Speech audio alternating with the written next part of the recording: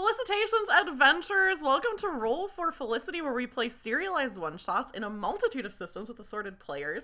And today, we're playing a one-shot of the game Babes in the Wood with my friends here. If you're new here, my name is Taylor. I use she, her pronouns. And I'm usually running games here on Roll for Felicity. Sometimes I have guest GMs, but tonight it's just me.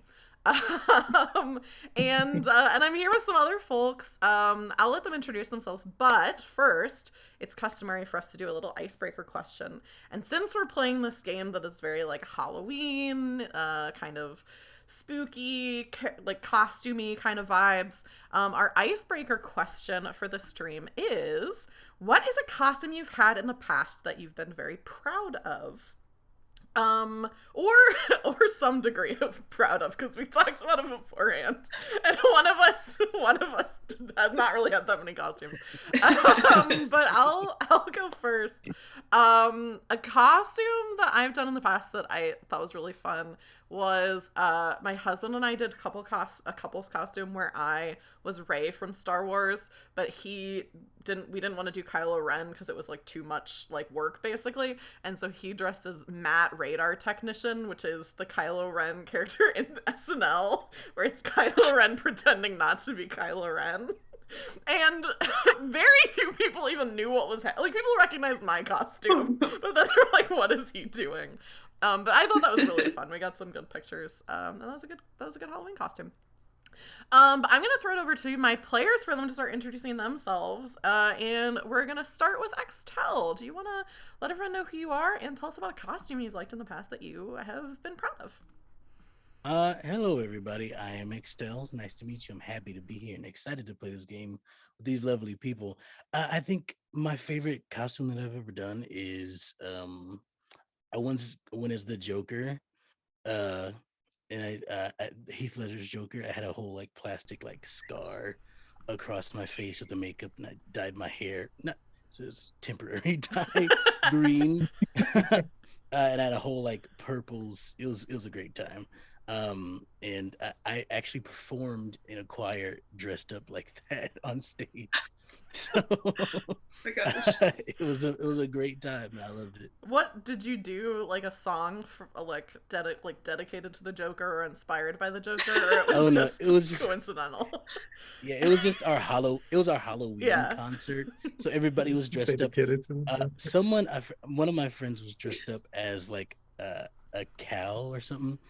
It was the best time ever. It was the best time. That's really fun. Yeah, it's my favorite costume. That's a good costume. That's a classic. A Joker costume is like a classic costume. Joel, do you want to talk about yourself and any costume that you've liked or want to talk about? So the laughter, for the record, is because I have non-flashbacks of this question. Before it tried to kill me, my favorite costume was the second costume I ever did. Also, the last costume I ever did, which was it was a Harry Potter costume a long time ago. Also, hi, I'm Joel. I've kind of skipped to the trauma. Just word of advice from somebody with a lot of wisdom: don't ride bicycles with capes on. Just they don't work. Good. A costume you're proud of. You proud Yep. that you didn't die. Proud that It was didn't better than kill the you. Superman one. To be Both capes, though. Yeah. Maybe she need to get out of capes. Yeah. Try Yeah. one without a cape next time, maybe. Or a short, There a won't be. capelet, a very short cape you could do. No, knowing myself, that wouldn't work out either. Kian, I'm gonna throw it over to you to introduce yourself and also talk about a costume you've had that you've been proud of. Sure. Hi, everybody. My name is Kian. My pronouns are they, them, theirs. You can find me on Twitter at uptight_chiffon.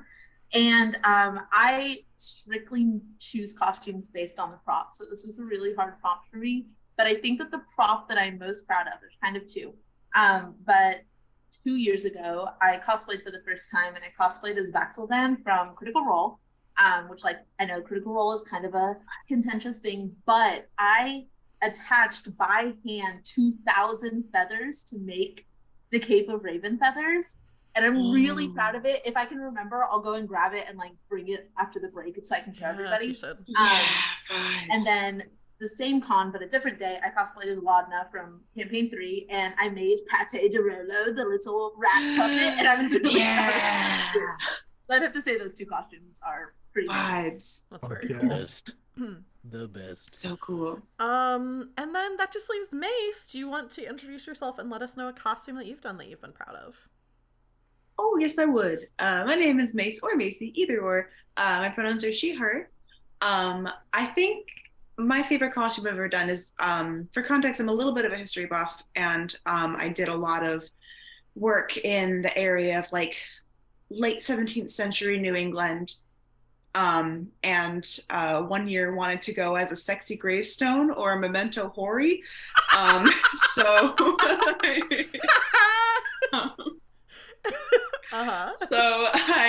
So I made the stone itself out of styrofoam and carved like the engraving and like it was like 2 hourglasses and stuff in willow, and made a gravestone for Mistress Prudence Hoare, who died on 4/20/1669. And then I painted my face to look like a skull and had like 2 hair attachments, like the wings, like the skull with the wings on it, on a traditional tombstone. And I was and everything else was all black. And then I just had below the styrofoam just fishnets and heels. So it's a sexy gravestone. That's awesome. Very good. I had a phenomenal time. That's great. I love that. Those are all great. Those are all great costumes. If you want to find any of these, find people other places on the internet, you can, if you scroll up in chat a little bit, there's links to all of their links that they gave me to post. So mostly Twitter, which in hindsight, we probably should have gone with something else. Yeah, we'll need to update that.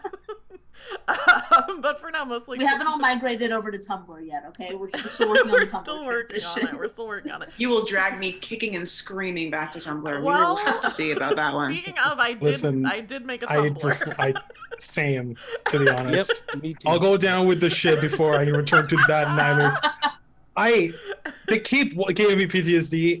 Tumblr's worse. I was in the trenches. I don't want to go back there. Yeah, no, you will. I will literally wait until the last minute. I'll be the string quartet on the Titanic, waiting there, still playing until I'm underwater. I'm not leaving Twitter, but based on what I'm seeing, there may come a day where Twitter just stops working. Leaves us. So if that happens, I did make a Tumblr. So if you're watching and you want someone to follow on Tumblr, it is Roll for Felicity on Tumblr. So that aside, there are some things that you can do if you are watching right now to impact the stream or help us, or for the players maybe hurt them a little bit. The first thing is if you're watching the stream and there's a clip, something that you think would be funny as like a clip or to put on like TikTok or Twitter or Tumblr or YouTube Shorts or whatever, those kinds of things, you can put !marker, the word marker, like like a Crayola marker, in chat, and that'll make a point for me to come back later and make an edit of that clip, which is super helpful to me because I am bad at editing. The other thing you can do is I do have some incentives for tipping tonight. All of those tips do go to my 4 guests. For 200 bits, you can give a player +1 to a roll of their choice. For 500 bits, you can give all the players a +1 to a roll of their choice. Or for 1,000 bits, you can let me do something that will add some drama and also include a couple of characters who would otherwise not show up. So quite a big influence for the game for that. And let me do this. Tip rewards. You can either use bits, or I do have Ko-fi that you can use just regular cold hard digital cash for that. The other things that you can do, I do have some different things with channel points. So if you're not familiar with Twitch, there's a little sparkling water emote down at the bottom of your chat screen that are called felicitations. You can use those to do different things, like make me give a character a funny voice, that kind of thing. And then the last thing that you can do, congratulations, you're already doing it. If you're watching this, whether you're watching it live or watching it on YouTube, thank you so much for the support, and I hope you enjoy what you're about to see. Before I get into introducing the game totally, oh, thank you, that's Adorbsyo. Thanks, that's Adorbsyo, for the follow and for the emote explosion. I'm not, you'll notice, playing any music right now. For this game, I really had like a very specific vibe musically that I wanted to go for, and I couldn't play that without getting the whole thing muted. But I do have a Spotify playlist that if you want to listen to that while you're watching the stream tonight, you totally can. And that'll give you kind of a feel for what we're going for this evening. But also, you don't have to do that. You can just watch and listen to us, and that'll hopefully be entertainment enough. The last thing I'll do before we actually get into playing the game is, tonight we are playing the game Babes in the Wood by Adam Voss, which is published by World Champ Game Co. This is a Powered by the Apocalypse game where the players play as kids wandering in and out of hollows in a big and dangerous world. This game is inspired by Over the Garden Wall, and as such, this one-shot will include moments of kids in peril. The game does not feature player character death, and we will not be featuring serious physical injury to the player characters, but I do have a list of content notices that comes up in chat periodically of different things that might come up. Obviously, this is a live-streamed game, so it's not an exhaustive list. But I think with that, I think it's time for us to get into our game this evening. So, the days in the wood blend together, just as they always have. Was it 2 nights ago that you encountered the town full of dogs? No, the dogs were definitely before that giant hollowed-out pumpkin filled with a bug civilization, and you're sure of that because where else would you have relocated all those fleas to? Just thinking about that kind of makes you itch. Or actually, maybe the itch is from the hay you fell asleep under last night in that big barn with all the talking scarecrows. As you were leaving, they urged you to fill your clothes with hay to keep you warm. As much as you hate to admit it, it has been getting colder lately. The brilliantly colored leaves of the wood have mostly fallen, and the crisp night air has been heavy with cold rain and the smell of musty, decomposing leaves. Not a bad smell, but it reminds you all of the passage of time, giving you a gnawing feeling in your bones that you should be getting home, if only you knew how to get there. Normally, this is the point where I would have each of you introduce your characters, but before we do that, since you're all moving from one hollow to another, I think it's a good time for us to start off strong, jumping immediately in with a woods roll.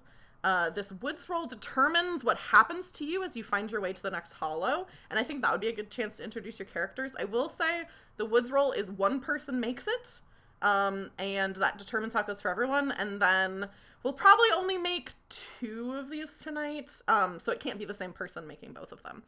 But a woods roll, it'll just be a flat 2d6. You add your hope and subtract your fear, but none of you right now have any hope or fear. I mean, you have hopes and fears, but you don't have you don't have things ticked off for either of those. So yeah, who wants to make the woods roll? Don't want that level of Who responsibility. wants to make the I'll woods do it. roll? I'll Kian do will do it. 2d6. Oh, X will do it. Go for it. 2d6, you said? Yeah, 2d6, and it's just a flat roll. All right. I got a 5 and a 4, so a total of 9. Nice. Is math? 9. Is Okay. My math and Let me yes. Is that a good scroll thing, up to the or- wood move. I think that is good. Okay. You said what did you get total? A 9, a 5, and a 4? Yep. On 7 to 9, the forest twists and turns before you, making it difficult to travel. Choose another kid to pull aside and confide in. They get +1 friendship towards you, and there's a list of topics that you can choose from. I'm going to put that in the Zoom call. It might be formatted kind of weird.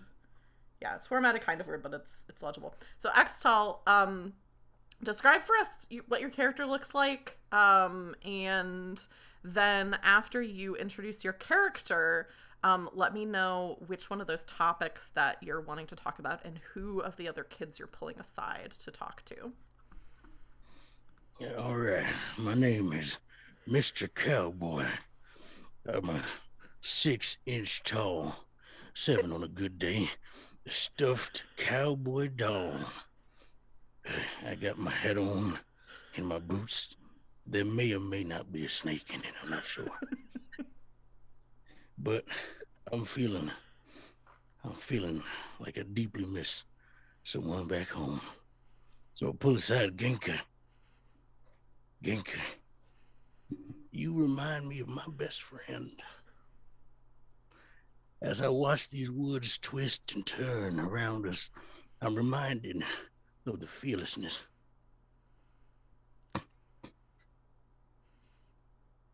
The fearlessness they had, venturing through the unknown.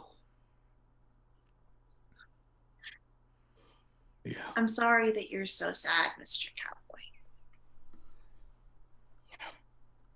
I appreciate you.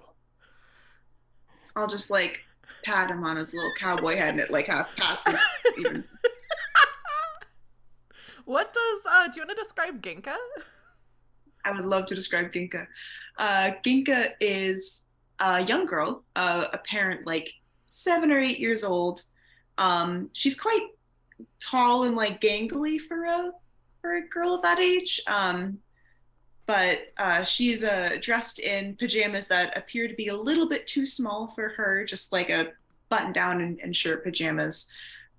She's barefoot, but the most notable thing of all perhaps is interspersed in her short brown hair are yellow autumnal ginkgo leaves growing out of her head. This is totally normal. It's been like this for as long as she can remember, which is granted not that long, but that's not really important. And there are a few little butterflies and bugs kind of buzzing around in the hair and leaves. This is not a problem. This is not unusual for Ginka. But I think she sees that Mr. Cowboy is troubled and feels for him for sure, and is sorry that he feels this way, but ultimately isn't totally sure what to do about it. So she kind of just like pats his head and says, would you like to take a break from walking? I could carry you on my shoulder. I like that very much. Okay, Yeah. you have to hold on. You have to hold on though, because Okay. if you fall over, it's really far. All right. It's really far down. It's okay. I'm made of stuffing. All right. All right. In that case, I'll just put Mr. Cowboy on one of my shoulders and maybe just like hold on to the side as I walk. I hold on to her earlobe. So cute. If a bug crawls onto you, you can just swat him. I've this is something my best friend also used to do. Put me on her shoulder. This is great, actually. I feel a lot better now. Keep it in mind. You're traveling through this wooded area, and even when you're in a hollow, you're still in like the woods. But the spaces in between, the trees grow more thickly. Even during when you think it should be day, which granted is hard to tell as you're traveling through here. It's hard to see. It's pretty much hard to see until you kind of stumble upon a new hollow. And while you've been in the woods, you have occasionally, although this time you managed not to, run into a being that you've come to know is called the Fiend. A shadowy figure that has never fully revealed themselves to you, often shows up as a shadow in the corner of your eye, or takes on the shape of an animal like a wolf or a bear or something like that, a big intimidating creature. But you're not seeing any signs of the Fiend as you're walking through, at least nothing more than the kind of feeling that you can't seem to shake, that you are almost always in the wood being watched. And I think this would be a good time for one of the other two characters to describe what you're doing as you're walking through the wood and also what your character looks like. Theodore. Theodore's about 6 years old, wearing a manatee costume that is too big for them.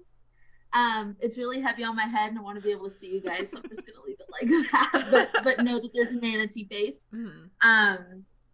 And they're like a little bit kind of like a gangly, kind of awkwardly proportioned 6-year-old. And so the way that they walk, you can tell that they're like not super aware of their surroundings. So they're kind of like stumbling a little bit, getting the hang of things. And they look over and see Ginka, Mr. Cowboy, and are like, oh, okay, so we're buddying up, and immediately reaches for their other companion to go and lift them up, lift her up, and place her on Theodore's shoulder. As soon as Dr. Princess Lavender Fluffington III Jr. Esquire MD notices what you're doing, she drops on all fours and begins to squeal.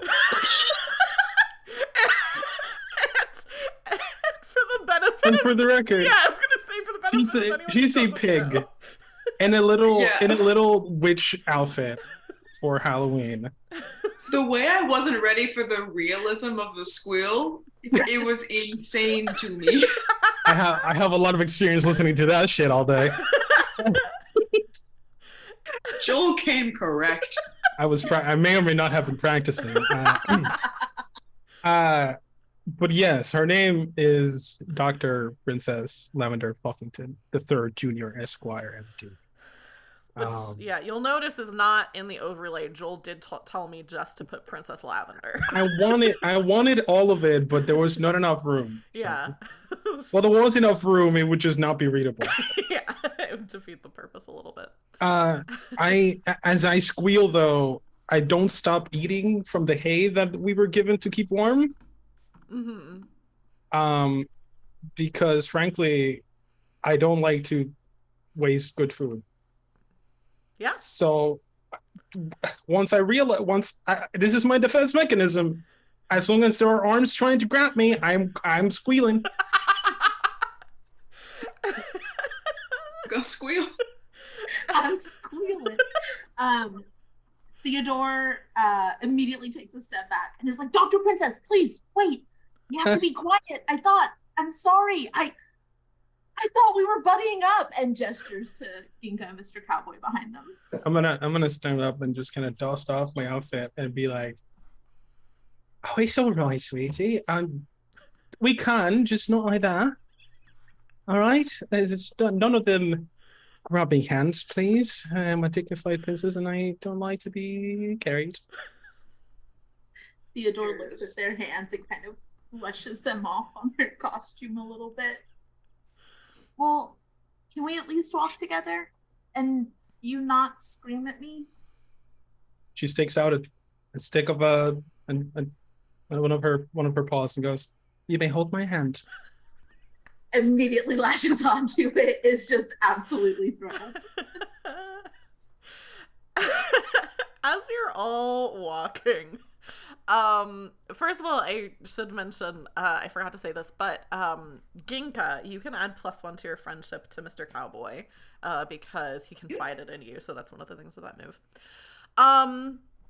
And you're walking for a little while, and as it is as is wont to happen in the woods, it seems like 1 minute you're in the forest, in the woods, and there's mist, and it's dark, and then it kind of opens up into this hollow, which you notice right now. It also kind of the sun brightens up. It's daytime. And you're in this hollow that, at first you're like, there's nothing here. You're kind of looking around, and then you hear movement and chatter and talk and things like that. And then when you turn your gaze upward, you can see that, I can't do that. Yes. So Dr. Princess, you don't see that. That's right. I just lean back. What's happening? What's up there? Don't you wish you were on someone's shoulder now, Dr. Princess? I'm just saying. The rest of you see that along the woods, like kind of up higher in the trees, that there are all these platforms, bridges, like swinging ropes connecting it, and there's all sorts of people who are up there, and like off of the ground, but basically at like maybe like 2 stories above the ground, and you can see there's like some ladders and things like that. And someone calls down to you. I think you see this possum, this very portly looking possum from up above says, "Hey, down there, you all aren't, none of you are ghouls, right? You don't, Are any of you ghouls and I don't know about it? ghosts or ghouls? You don't look like ghosts or ghouls." I'm actually a Dr. Princess, MD. Noses. Not a ghoul. I'm a Who's toy that speaking? was given sentience, if that counts. I don't know. No, I don't think that counts as it. You all better climb up that ladder and get up here, because you're getting pretty close to the hollowed ground, and we got a real strict policy of ghosts and ghouls are the only people that are allowed on the ground, and they're not around right now, but if they knew that you were there, they would be upset about it, so you better climb up the ladder. Okay. It sounds very official. Immediately pulling Dr. Princess along. Goes toward the ladder. It's all right. It's all right. I don't got to do that. I am I am here on official business, and I prefer to keep my balls in the ground. Thank you very much. But you're not a ghoul. You can't stay on the ground. I have diplomatic immunity. I don't know what climatic immunity is, but Me neither, but I've heard people fancy say it, so I say. we have I to think go up it's a the type of ladder. tea. How? I just show my hoops. I can put you on my shoulder. I cleaned my hands. See, they're a lot It's pretty cleaner. easy. Look, Mr. Cowboy's online. It's pretty simple. Yep. It's quite comfortable up here. I am like See 20 times everything. his size, to be fair. I can see so far down that area. So crazy. I have the same eyes. I am at the same height as you. It's you're very well. But I will not be happy about it. Theodore does like a little dance and grabs. And instead of placing Dr. Princess on their shoulder immediately, like tries to tuck her into the costume. I just Keep her want safe. just for detail purposes, I am stiff as a board and squeaking, just squealing. As long as my feet are off the ground, I will not stop squealing. And how big is Dr. Princess Lavender? The original one was gigantic. Just for clarity, Joel is referring to a big they had, not. I had that there I had an was actual The teacup shape, for the record. Not that there was like another version of is- this character. Yeah, this isn't like a second part where the first one something happened to it. No. I imagine probably like 3-ish feet tall, like large, So probably and yeah, and a pig. So a pig. I don't. so probably I have- close to the same size as Theodore. I was gonna say Yeah. I have no concept for children, but I feel like 6-year-olds are not much taller than that. Listen, Maybe that is smaller than my actual teacup was. That thing was like 4 feet long. Yeah. How did that compare to a 6-year-old? Did you ever see them next to I each have. other? Do you think I know what a 6-year-old looks like? I 3 to 4 feet tall. I feel I like. think 6-year-olds, you're right? I think you're the same. I think No. you're around the same I size. don't fucking know. So Please do not tell me you're Googling how a 6-year-old looks like. That might put you on some lists. Average 6-year-old height. My nephew is 6 and he's like 4'3", something like that. Yeah. Okay, there you go. We have one. Just fuck. I think that sounds right. So yeah, Theodore, you're like trying to pick up Dr. Princess, and Dr. Princess is almost really the same size as you. So I'm Pinka's like, gonna go over. Oh, go ahead, sir. I was just gonna say Theodore's like walking blind with Dr. Princess in front of their face, Mhm. and it like has their arms crossed and is just reaching for the ladder, hoping that they will grab it. But definitely cannot see and probably cannot reach their gangly little arms around both. That's a tree. You're walking me to. It's a tree. Well, if you would get on my shoulder, I wouldn't have to do this. Y'all better get tighten your horseshoes. This is gonna take a while. Sorry, are they on the ladder right now? I imagine the ladder's like right here, and we're like two trees to like the right. Just off. Pinka's gonna go over and like kind of rattle the ladder and be like, "Excuse me, do you have something that a pig can climb?" Yeah, this possum is up there with like his arms folded. He's like tapping his foot, doing like the Sonic, the Sonic move. You're not touching your This is the controller. Sonic OC that Taylor's Yeah, this is my Sonic OC. I tell you, it's the most important thing. So ever. he's kind of like tapping his foot, and he's like, "Hey, there's a ramp around here somewheres, but I don't know exactly. Okay, let me look around." He like starts kind of looking around, comes back over and like throws down like a net that's like on like a thing, like a fishing net basically, and is like, "Okay, I got some other guys up here. I think we can. Anybody who can't take the ladder, I think we can kind of hoist you up, like attaching it to like this like pulley system." Pinka's gonna like gesture to it and be like, "It's like an elevator." Except you feel like you're being captured. If you were nervous, I could ride it with you. Fine. I Theodore- step onto the net. I was gonna say Theodore has not put down Dr. Princess. I Unless don't Dr. step onto the Princess- net. I am still squealing. Unless she has fought her way free. Theodore is like almost clutching I just too tightly. wiggle my paws, trying to walk while squeaking. Wait, can somebody point me where I'm supposed to go? Down. That way.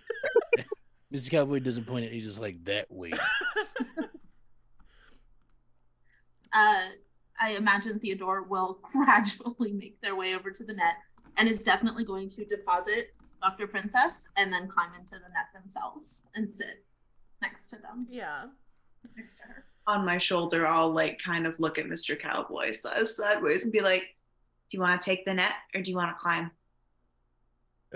Your choice. I'm staying on your shoulder either way. Just hold on tight. I think I'm gonna climb. The net looks a little crowded. All right, I'm gonna move around to your back, and I'm gonna wrap my Perfect. arms around your neck, like a little accessory or something. Yeah, you climb up to the top. The other two, Theodore and You see Dr. that? Princess Lavender. It's just two people, and she's saying that it's overcrowded. As you say that, the What's net this? goes around you, and you get pulled very quickly up. And I don't know if it has any mechanical influence. This is my fear, by the way. I was this about to height. say, yeah. So Yeah. your fear is. That's why she squeaks all the time. She doesn't like Yeah. her paw. She's a ground animal. It's Yeah, on now. I think you can go ahead and add +1 to your fear.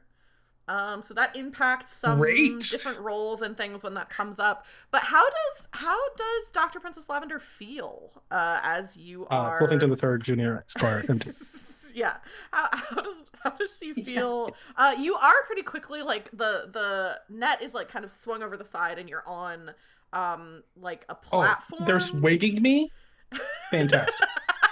swinging you around. But you're set onto like a platform, and not just like one of the rope bridges. Although you do see there are quite a few rope bridges. But yeah, how do you feel? Hungry.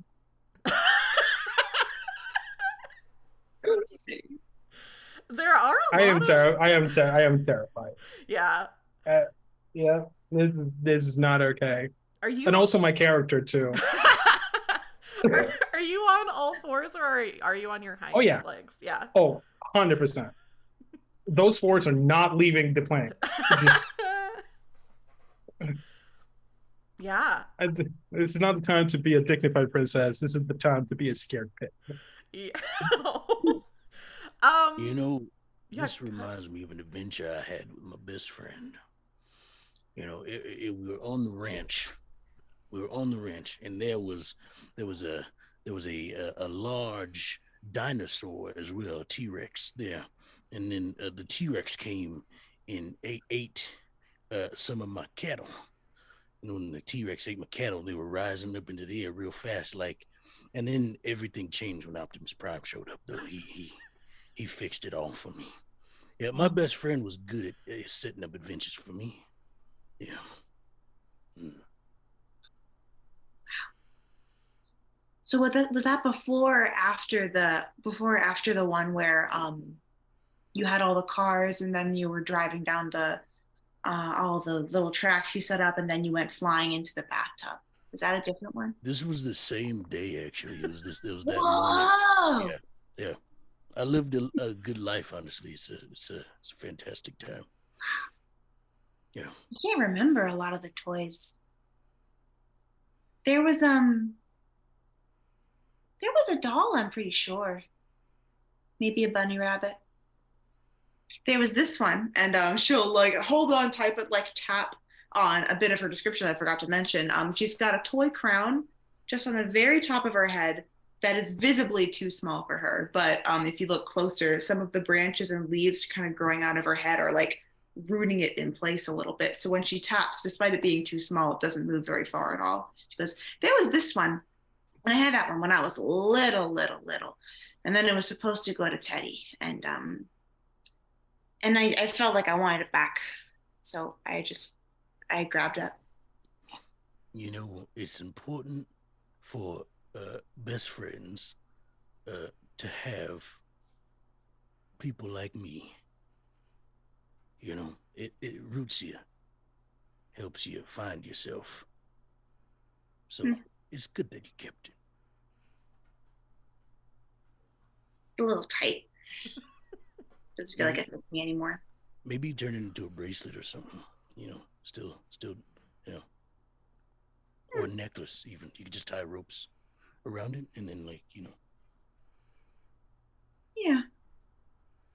It was always better for his head anyway, I guess.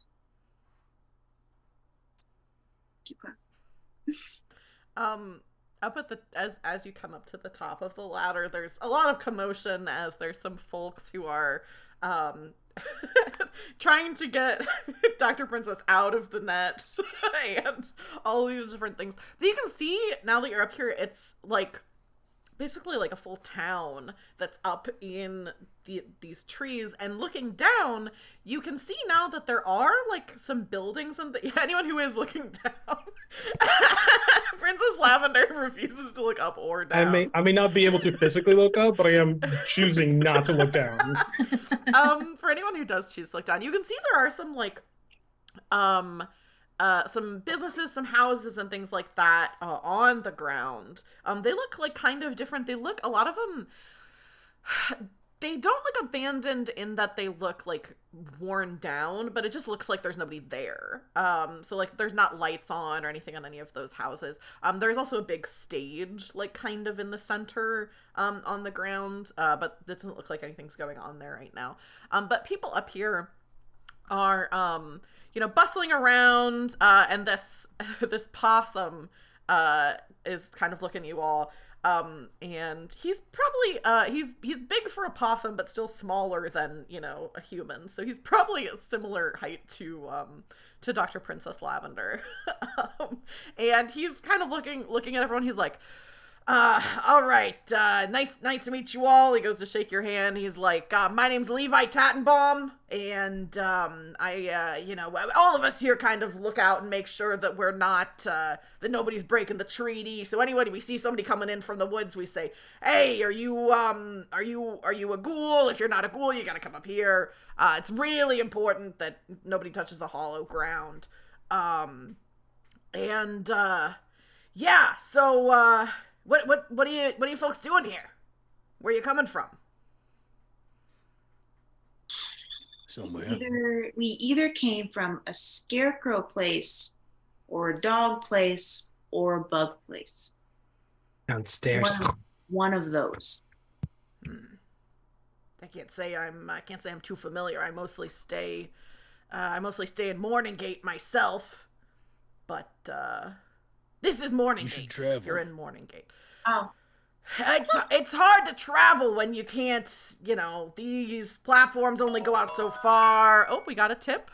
So I'm gonna check that.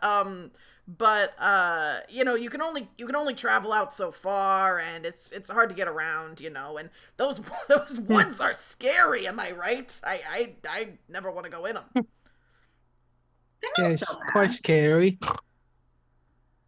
I feel You have to nothing. know where to walk and where to not walk. That's pretty simple, I think. Mm-hmm. It helps if you're small too. You can fit into incredibly tight places where you could get away from any bad thing that you might run into out there.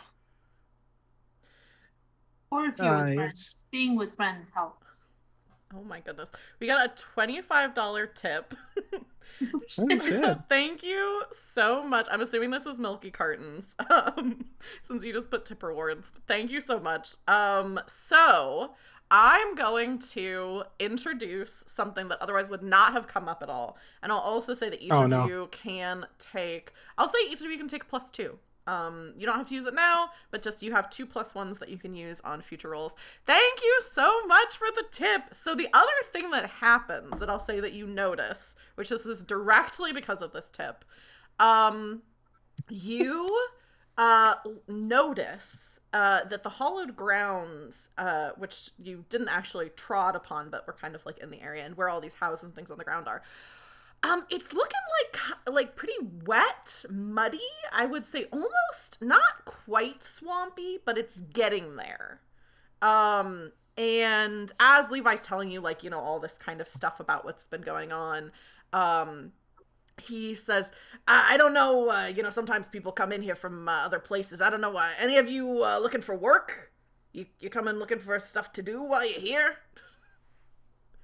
Is it fun?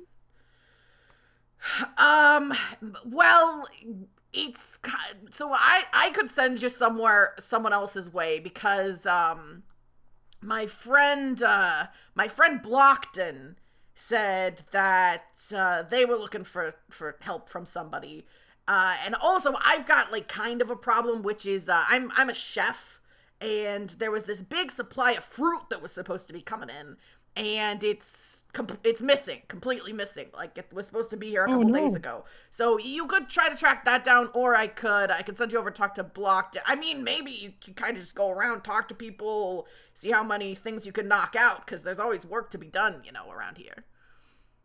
How much? Did you know where it got? Green sniffing things.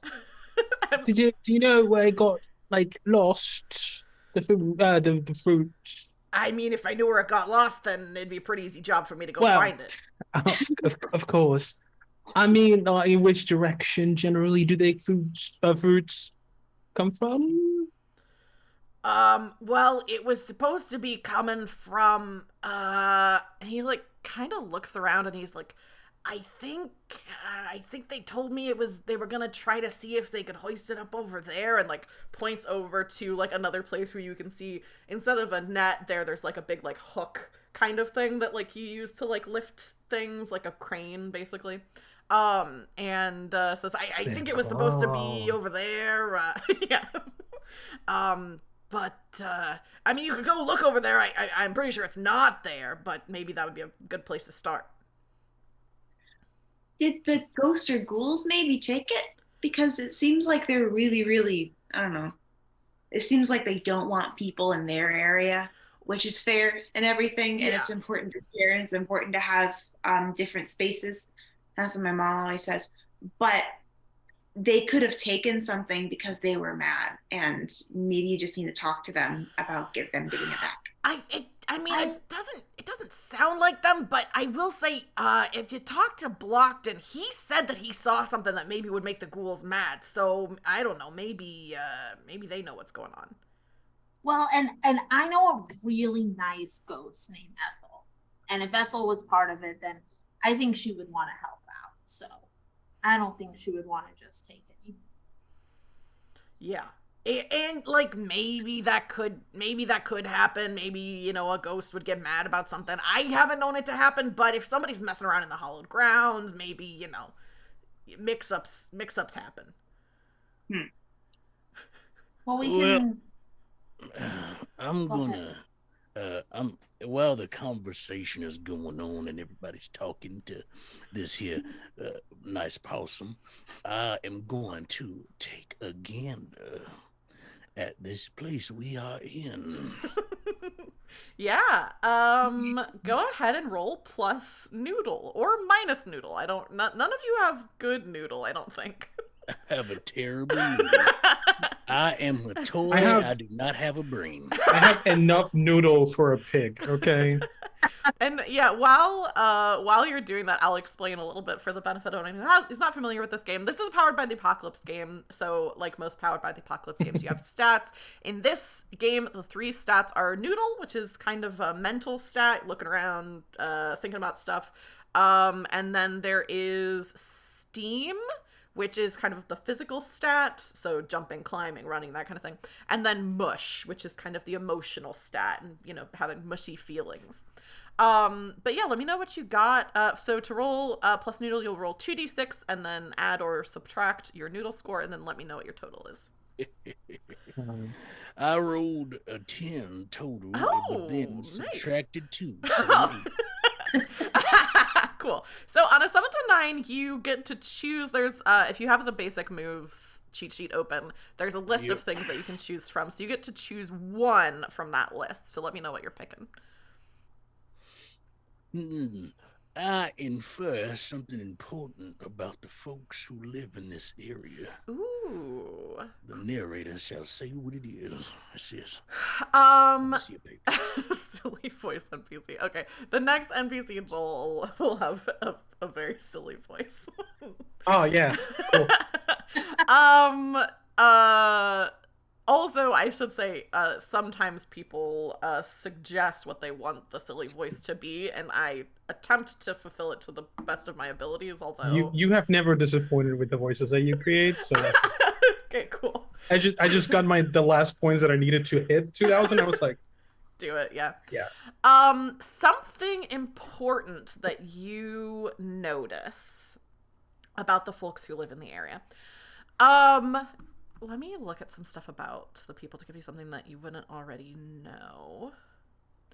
So something that you notice is that you're noticing like kind of the way that people are moving around, and the thing with the hollowed ground seems to be, and I think you see like some signs and things like that, and like overhear some people talking.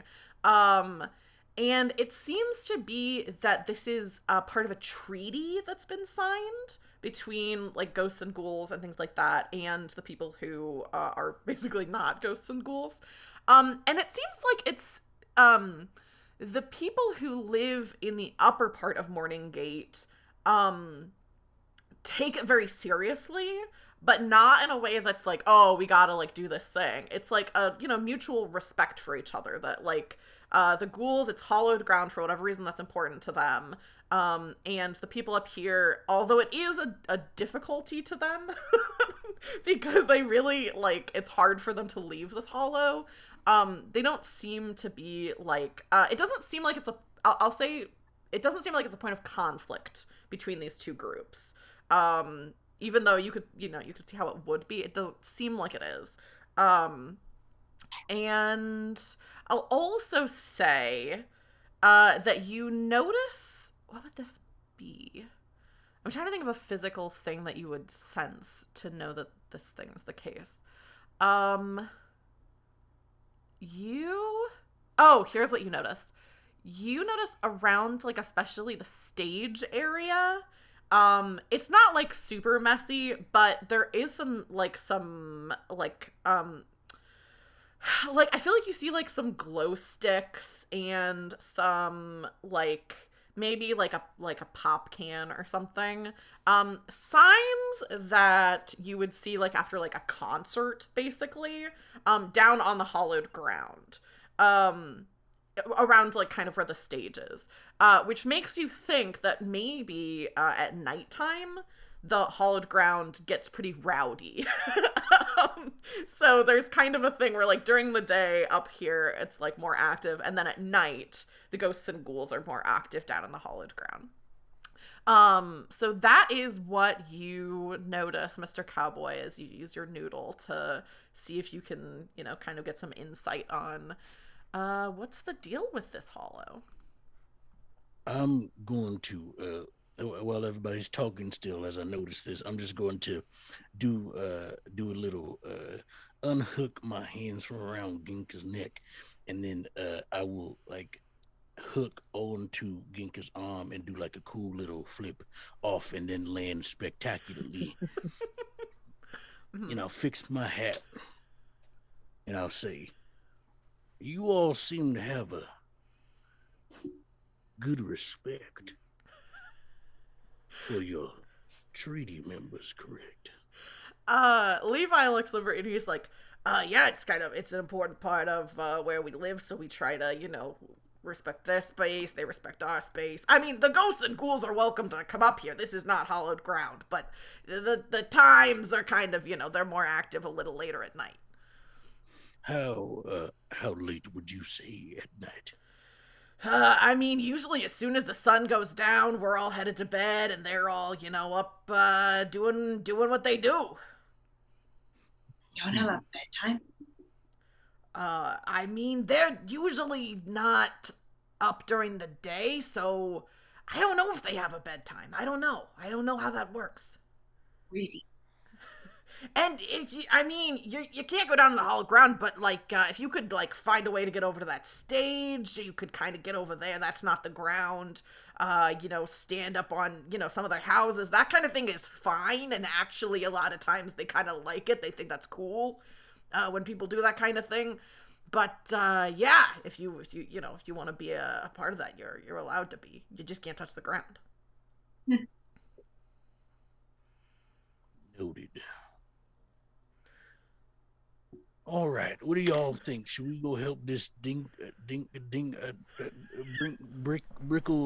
dinkle?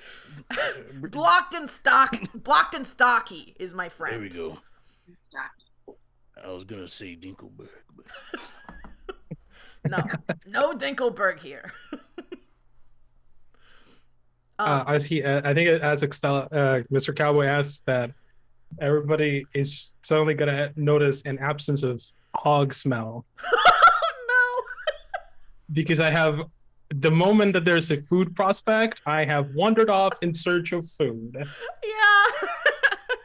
So I'm over by the crane. Just, you know how some animals, like, splay their front legs to try to get close to an edge without going over it. I'm just trying to peek down, but my entire body's, like, physically keeping me from being able to look down. Okay, so here's, I think, a perfect time to do something. I do think this is take a gander. I don't like it. But I also, you are facing your fear. So it is in front of me, yes. Yeah. So when you face your fear, when you would use another move to act in direct defiance of your fear, take a deep breath and roll with disadvantage. So you'll make a roll plus noodle. And you'll roll 3d6 and you'll take the lower. This is so not gonna work.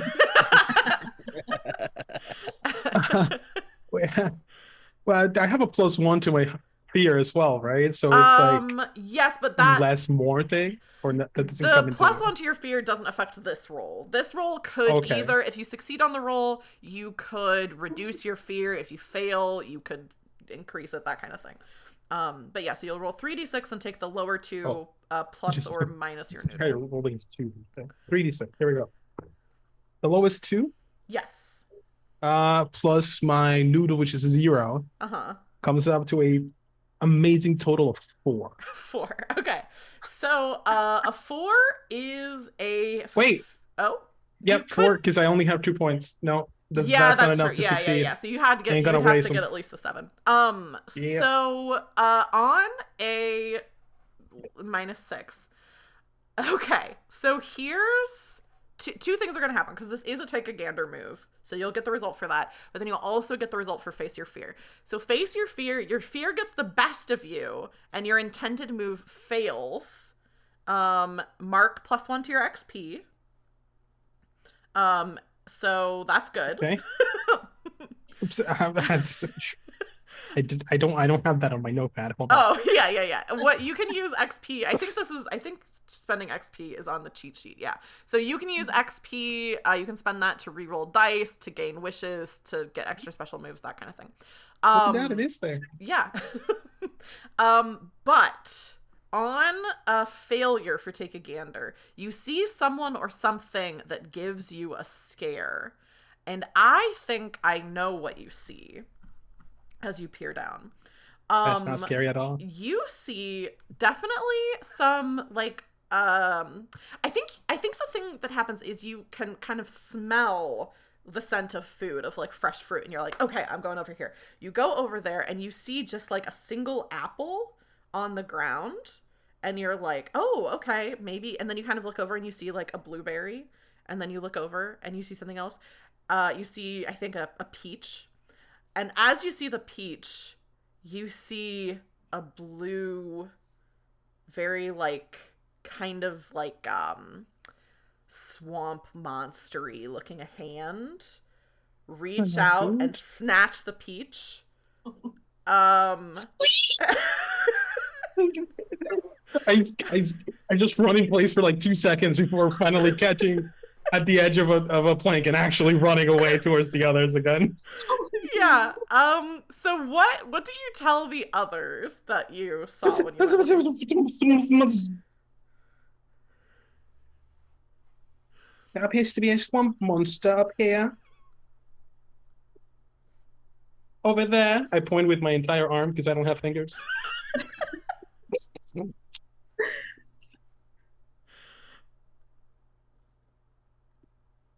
Ginka will go and take a gander. Why not? Yeah. Use the thing. I'm not good at. Ginka, you go over. Do you want to use the move take a gander, or do you just want to like look? It's up to you. Using the thing that I am real bad at, I think, is more interesting. So I'm going to run the risk of taking a gander with my -2 noodle. Please. Cool. So go ahead and you'll roll 2d6 and subtract your noodle. Okay. Oh. Also a 4. So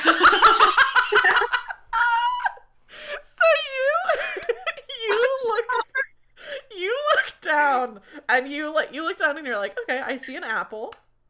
And then you look over and you see a blueberry, and as you look over at the blueberry, this swamp monstery blue kind of like bloated looking hand with these sharp claws and this like kind of webbing on it reaches out and snatches the apple and the blueberry, and then it's kind of like the angle that you're seeing it, like the platform is kind of blocking where the rest of the creature is. I think you also see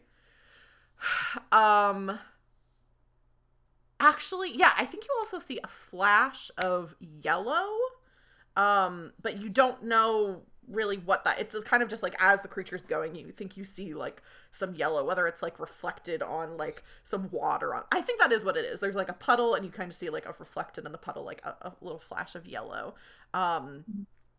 But yeah, the hand, snatches away and you can't see where the creature went. I think Ginka's watching this and is like seeing the fruit on the ground. She's just like, there's an apple and there's a blueberry, but I don't really see any. Kind of like drop like on her butt, like behind the platform, like she's hiding from it. We'll just be like up against the wall, just like there's a little swamp monster down there. I told you, there's a monster down there. Well, up here. You say there's a monster. Let me take a guess. I swear to anyone watching, there is more than one move in this game. We're just like the discount Scooby-Doo gang at this point, honestly. It's like, oh, it's my turn now. Now I'm gonna look. Okay, go ahead and roll plus an evil. Did you get a 4?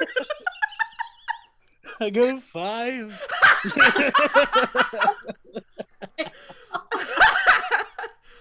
You could technically use your points to bring that up to mixed success, but I do think it's better if you don't. Yeah. We're just gonna roll with it. Yeah. So I forgot to say this, but so the 3 people who just failed gander rolls, you do get to add +1 experience. So Joel, you'll get 2 because you failed the fear one and you failed the other one. Yeah. Oh man. You, Mr. Cowboy, look down. So happy. And you see reflected in this puddle this face looking back at you, and you can see that it's wearing like a yellow like fisherman's kind of hat, like one of those kind of like raincoat kind of material, but its face is like, first of all, a lot of hair, a lot of beard, so you can't see too much of the face, but the skin that you can see is blue and these eyes are bloodshot looking up at you. And then it turns. This the hash bleeding slasher. Well, and you can hear kind of a sound as it runs. that's a spatula. Yeah, runs away. And I will say that this character is only coming up because we got the tip earlier from Milky Cartons. You'll see Mr. Cowboy do the exact same thing as Ginka did and fall back on his butt. His hat like flies back like 5 feet. He's just like, oh God. It's the bad thing that my best friend told me about. Everybody run for your lives. It's coming. It's coming for you. It'll take your soul and take you to the wharf to put fish in it. Oh God. What is Theodore doing as all of kind of the older, like you're the youngest one here and everyone else is kind of in shambles. How is Theodore reacting to this? Theodore is kind of hands on hips, kind of looking at their friends. Well, I think one of us has to be brave and is going to very, very confidently flip their hood up and march over to where this creature supposedly is. Yeah. Oh, no. But to spice things up is not going to take a gander. Because there are more moves. There are more moves. Theodore is going to just kind of yell in the general direction. Are you hungry? Because we have snacks. And is going to attempt the make a friend food. Yes, I love that. Okay, so make a friend, you roll plus mush. And I'll ask you, because you're mentioning snacks, are you using your signature item to help with this move? You don't have to, but you can if you'd like. It is still in my pocket, so not yet. Okay. Yeah, so go ahead and roll 2d6 and then add your mush, which I believe Theodore is good with mush. Theodore is good with mush, and I rolled double 4s, so that's a 11. Nice. Okay. So there's a list for make a friend. Yes. And I'll say choose which option you want, and then we'll kind of go from there. But there's 3 options, and you get to pick from them. as part of my make a friend and the like asking, well, I want them to give me the gift of friendship, but I will accept just gifting me a response. But I'd like for them to give me something. Yeah. So Theodore, you kind of have to go off a little bit. So basically, everyone else was. I'm imagining it's kind of like this like rounded platform with like this crane and hook kind of going off the side that everyone else was kind of looking off of. And I'll say, Theodore, you heard kind of the splish splash sound of whatever this is running away. And so you kind of march off over to one of the bridges, one of these like rope bridges, and peer down and say, you know, are you hungry? We have food. And you hear, oh, I should do a funny, I was gonna have a different character do a funny voice, but I'll have it be this character. Yes, the monster has a funny voice. So you hear, here's always the problem when I have a voice in mind, is in my head, I know what it is, but then there's really no guarantee of what's going to then come out of my mouth. That makes it so much better. So, you hear this voice from down below. I think maybe you hear it's like coming from like behind like some of the bushes or something like that. This creature's kind of gone into the woods and says, "You say you have some snack for me?" We do. I have these things called pickles, and I haven't tried them, but A pickle. if you want one, I do like a pickle. I have my jar of pickles. So Such a good Theodore, voice. Yeah. I'm guessing that there's like a bit of a drop to where this creature is. Mhm. So Theodore is going to carefully pluck a pickle from this jar and drop it over the edge in the general direction. Yeah, you do this, and you hear like a rustle. Like as it's happening, you hear and you're dangling it. You hear this rustling from the bush, and this creature kind of starts running out. And what you see is looks like kind of like an old fisherman who is very like has been soaking in brine for too long, basically. Like he looks very wrinkled. His skin is like a little like has this blue tinge. He's So wearing wait, this. do we feed a pickle to a pickled man? Yeah. Look, I didn't know what he looked like. Okay. No, I think it's apropos, honestly. Yeah. Fiend. And you drop this, and you can see also he's wearing this. It's not a raincoat. It's like maybe like a dark blue jacket that has all these pockets in it. And he comes running out of the bush, and as the pickle drops, he bites at it, like it just falls like straight into his mouth basically, and he catches it. And then he chews for a second. He says, This is an odd sort of pickle. This is and like some steam starts to come out of his ears. And he says, you said this was a pickle. It's been a while since I had a pickle, I guess. I mean, Was it good? It is. Should I eat one? I mean, if you want to, it's a bit spicy for a pickle, I'll say. I've never had a pickle quite like that before. Spicy pickle? With the pickle man? They're quite good, honestly.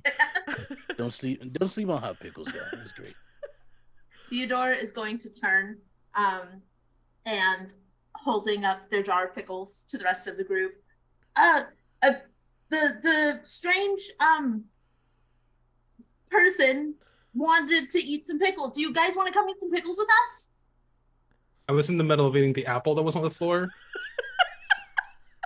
So I grab it and I walk over and take a pickle. Ink is gonna take a pickle and kind of just like hold it. Yeah, so, I was like, gonna say, Kian, do you want to describe what they see?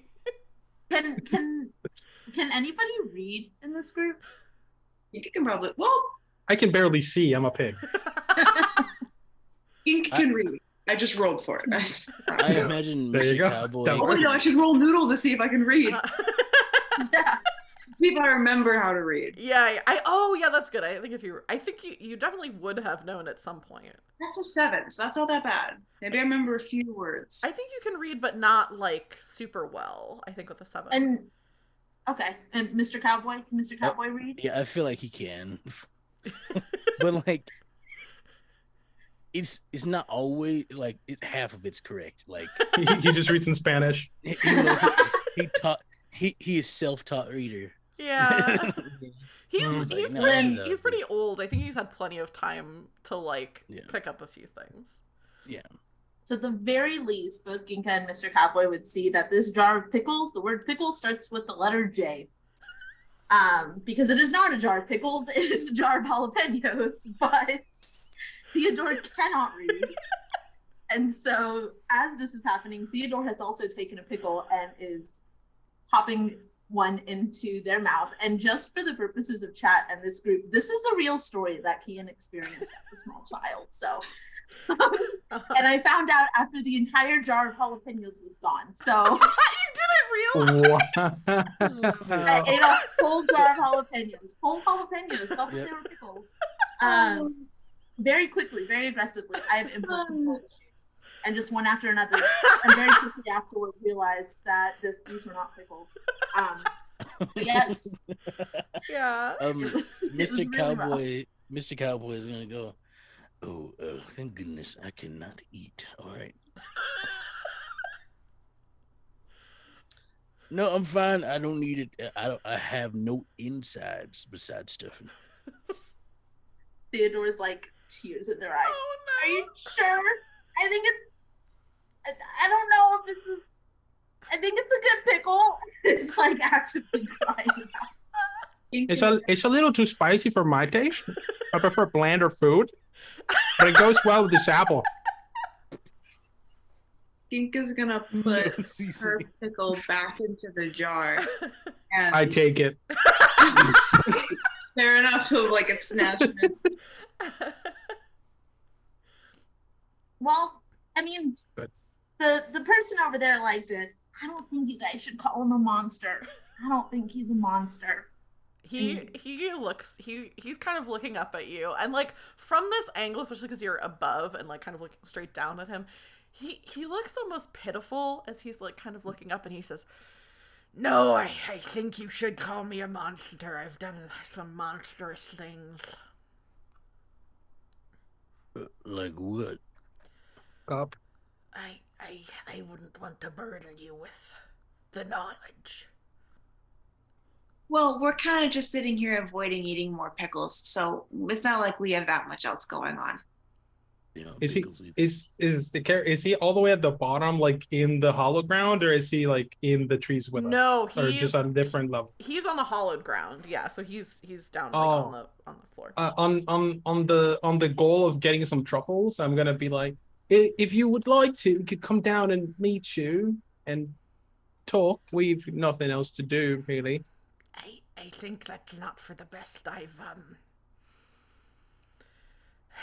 done some things, and I don't think you'd be safe around me. And I think he's going to reach into one of his pockets and pull out Thank God.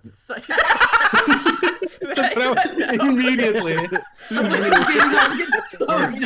Started Bacon's on the menu, boys. No, not a gun. He pulls out something shiny. I don't think you can see exactly what it is, but like throws it like up to you, Theodore, as a gift. And as you catch it, you can see that it's this little like pocket watch with like a chain, like this gold pocket watch. And he says, just in case you need to pay any debts in the future. I don't really know how to pay for anything, but this is so shiny and pretty, and I promise I'm gonna take good care of it. And just like immediately in a rush, spills half the pickles on the ground, jalapenos, spills them on the ground, set the jar down, and spins around and shows everybody, I got the shiny new thing, and I don't know what it is, and I think, Dr. Princess, are you okay? I'm eating the what you dropped, obviously. I saw you like lurch forward. And I was like, Yes, I am a Latin actor. Okay, I embody my character. She just dove for it. Yeah. definitely is showing off this pocket watch. I don't know when I learned as a child to tell time, so I don't know if Theodore can. Mr. Cowboy, can a 6-year-old tell time? On a pocket watch, maybe not. I feel like it's hard. Not like a digital watch. Depends on our time period. Are we like modern day? So we only have digital clocks, or is it old school where we have kind of ambiguous? I would say if you Cool. want your character to be modern day, then yes. That doesn't have to be I'd respect necessarily that. the same answer for everybody. Yeah. Mine's a pig, so Yeah. Modern day pig. Hey, tell me something, Mr. Monster, sir. Are you a ghost and or ghoul?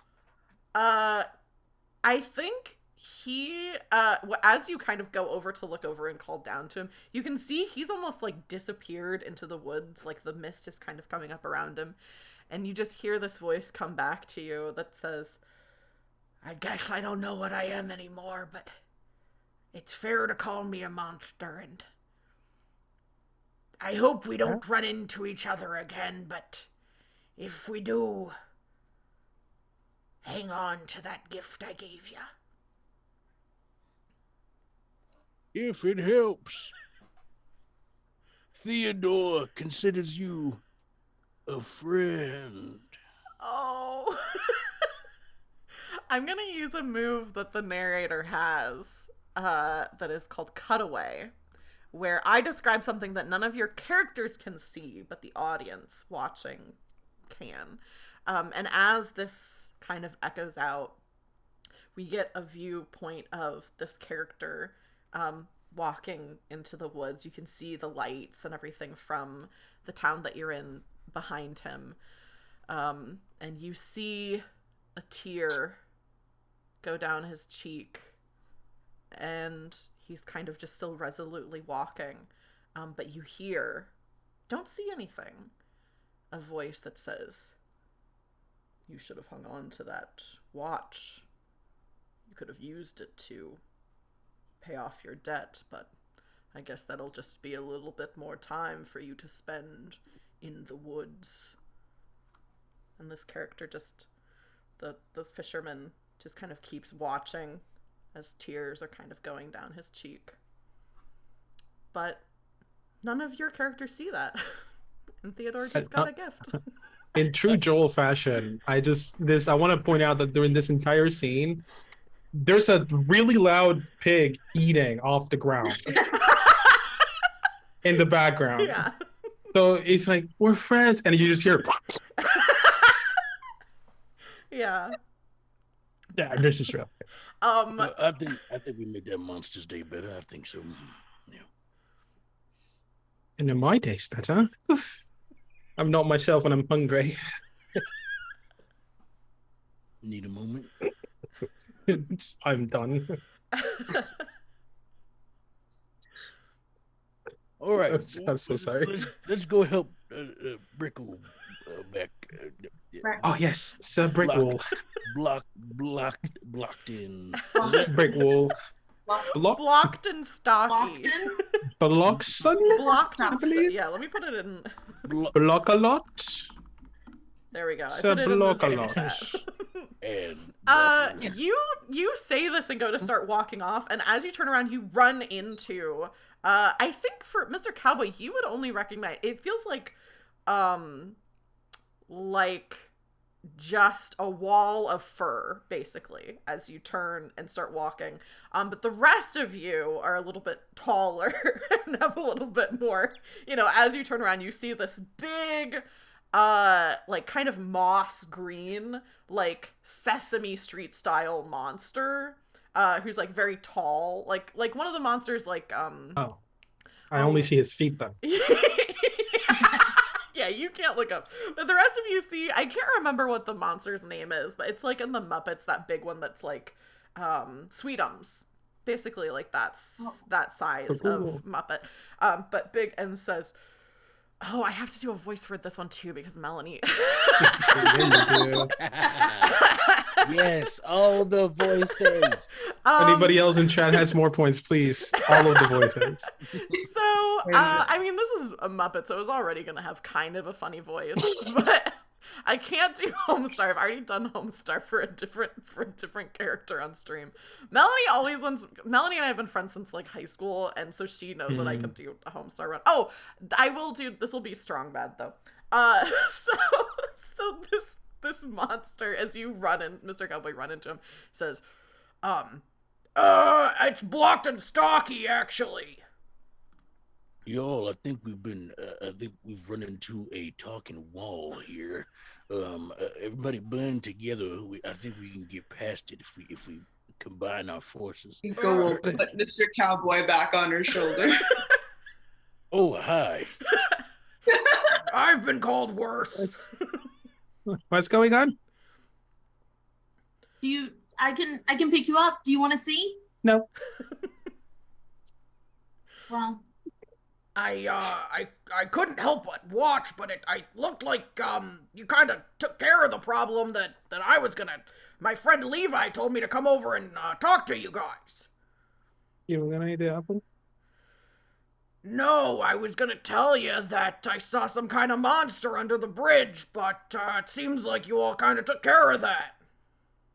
Oh, Yeah. right, yes. He was having a bit of a bad day, is the thing. So we not totally sure if we took care of it or if, I don't know. He just kind of gave us a present and we gave him what may or may not have been a pickle. And they apparently were pretty good pickles. I don't really know. But do you I've want had like one? 50. Theodore is going to turn and reach for what is now the empty jar. Oh no! I just stealthily put it in the direction of Theodore's hand, so because I've just had it and I've been eating them. I'm just like that. Theodore takes this jar of pickles, and the rest of you would probably notice, having traveled with them for a bit, looks shockingly sad at this jar of pickles, but doesn't say anything else. I'm so sorry, Theodore. I'm a disappointment to my family too. A moment of silence for the jar of jiggles for everybody. I will stand up and I'm gonna stretch one of my little hog legs in as far up as I can get it, which is not very. And then I'm gonna be like, "Hello, I'm Dr. Princess Lavender Fluffington, the third Junior Esquire, MD. Hello, nice to meet you, sir. Nice to meet you. I'm blocked and stocky. Here you are. As far as I can tell. My name is Ginka. I got a question for you, since I kind of had, you do something for me, usually give kind of a gift for somebody else. Do any of you like magic?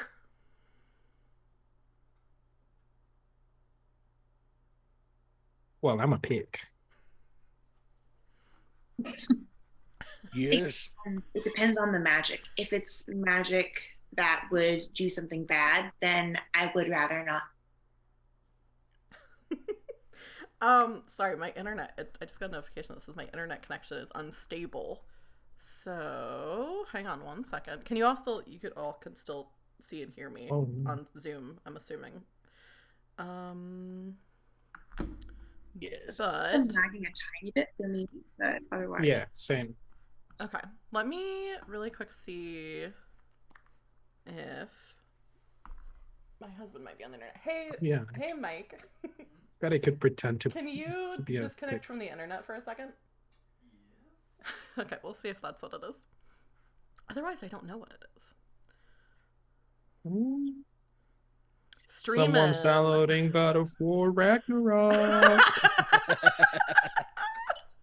Oh man, Maybe. I want to play that so bad.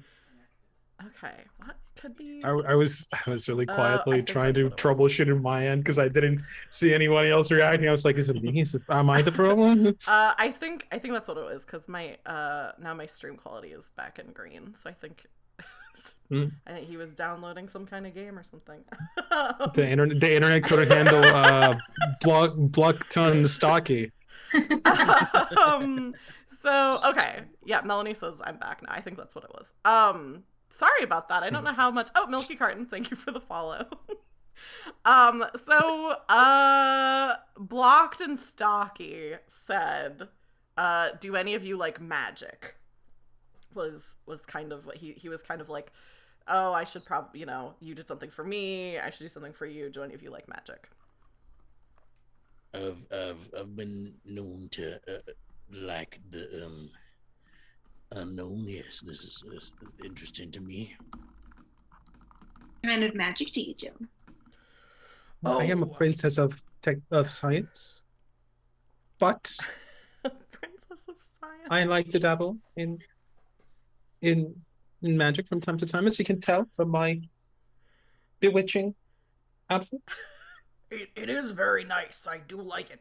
No, I actually don't do magic, but, and kind of like reaches around in his fur and pulls out 4 tickets and says, there's supposed to be a magic show tonight from Otherworldly Thurston, and I've heard that they're quite good, and so I was thinking that in exchange for what you just did, you'll have to, you're not a ghost or a ghoul, so you'll have to watch it from up here, but unless you can, figure out a way to get down to the ground without touching it.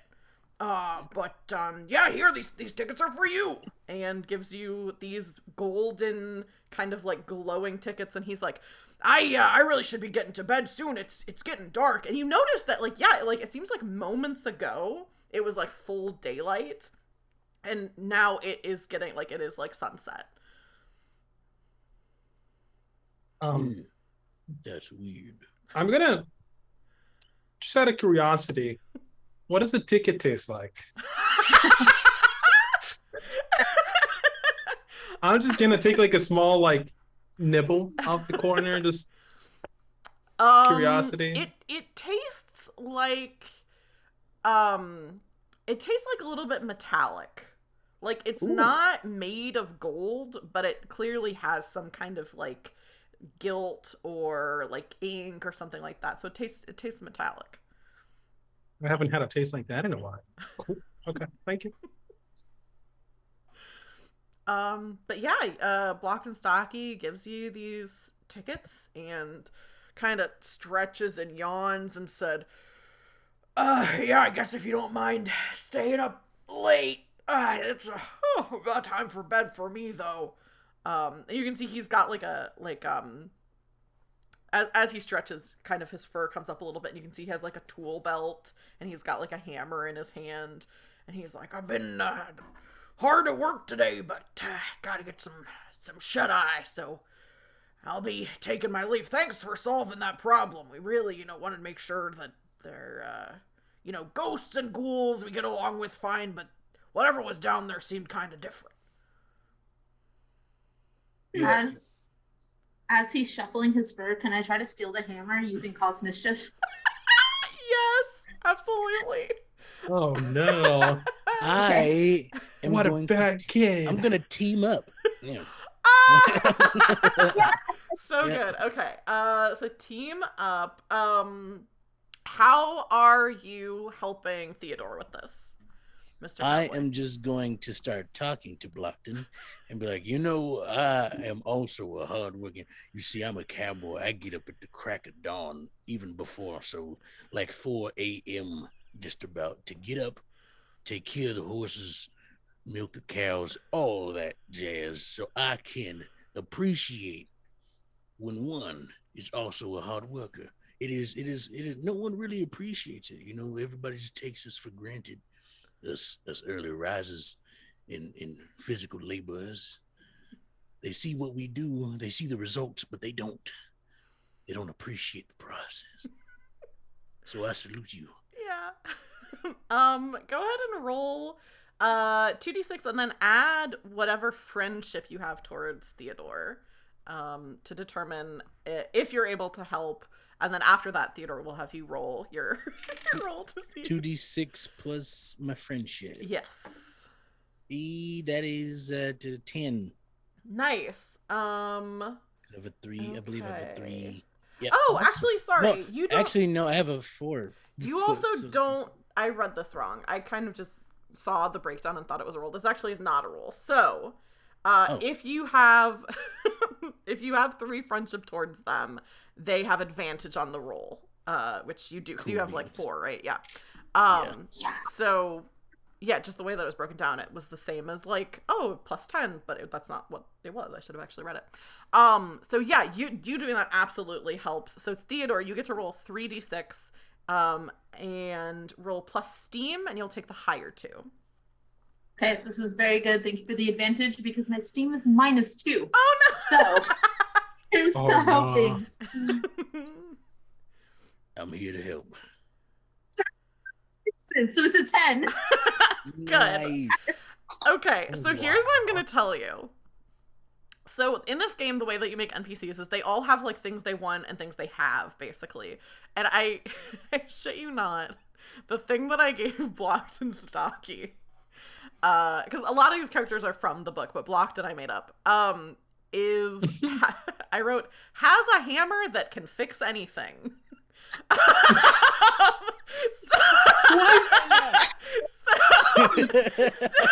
OP protagonist.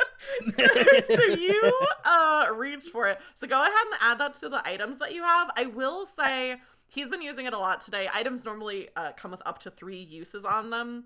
I'll say this one has 2 uses left because he, spent all day working with it. Did you just give us Felix's hammer? Basically, right now? yeah. Nice. Yeah, so you have this hammer I support it. that can fix anything.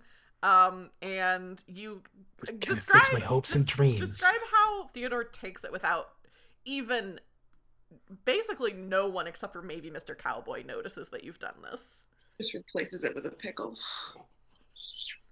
No, I I would ate if I had those. any left. Listen, they were tasty. What do you want from me? Theodore is still looking very morosely down at this empty jar of jalapenos, and sees the hammer, and in what should not be stealthy, but Mr. Cowboy is so convincing. Once again, flips their hood up and like starts doing their own like da da da da da da da da like theme music. So they're singing while they do this. Does a very, very poor somersault, and it's kind of just like rolling around the roof, but eventually comes up like from the side and just happens to snag the hammer. And if Mr. Cowboy is listening, Mr. Cowboy, you would hear Theodore say, maybe they won't be so mad if I bring back like a really cool hammer as they take it. Yeah, you. So I hope you have a great day. I hope you get the rest you need because you're gonna rise up early to do the things that nobody else is willing to do. Yep. I've never talked to anybody who gets me the way that you get me, Mr. Cowboy.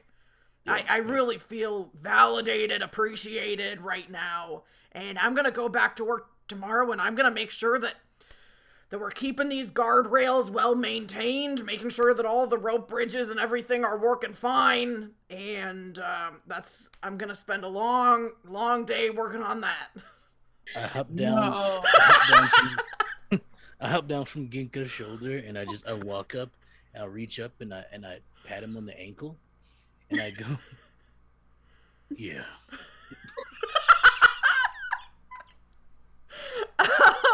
As this conversation is taking place, it's like fully nighttime. Just as this is happening, it seems like days go by very quickly here. So Blocked and Stocky goes off. Also, thank you again to Milky Cartons. Blocked and Stocky would not have shown up if it weren't for that tip. And Blocked and kind of trundles off. And you can see anyone again who cares to look down. Down below you, some like rising up out of the ground, some coming out of houses, just an assortment of ghosts and ghouls. And like some of them I think have like there's like some music going. Some of them are doing like I think you see like a ghost kind of like come out of a house like doing a cartwheel basically and just is like whoa like immediately like ready to go. And you can see a crowd gathering by this big stage where you can see this tall figure with a white mask pretty much covering their face setting up some things on the table. You see a big, or not table, setting up some things on the stage, and you see a big sign that says, has like in this gilded lettering, otherworldly Thurston, and then beneath it says, a being from another world, Thurston, surname redacted, is here to show you the wonders of magic and the powers of the wood that could be yours with a little practice and upfront payment. And there's like some people who are kind of like, you know, coming around and talking.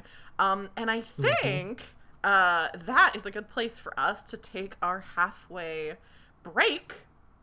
So we're going to take a 15-minute break for us to refresh, get drinks, get snacks, bio breaks, whatever else we need to do. As well as anyone in chat, please do the same.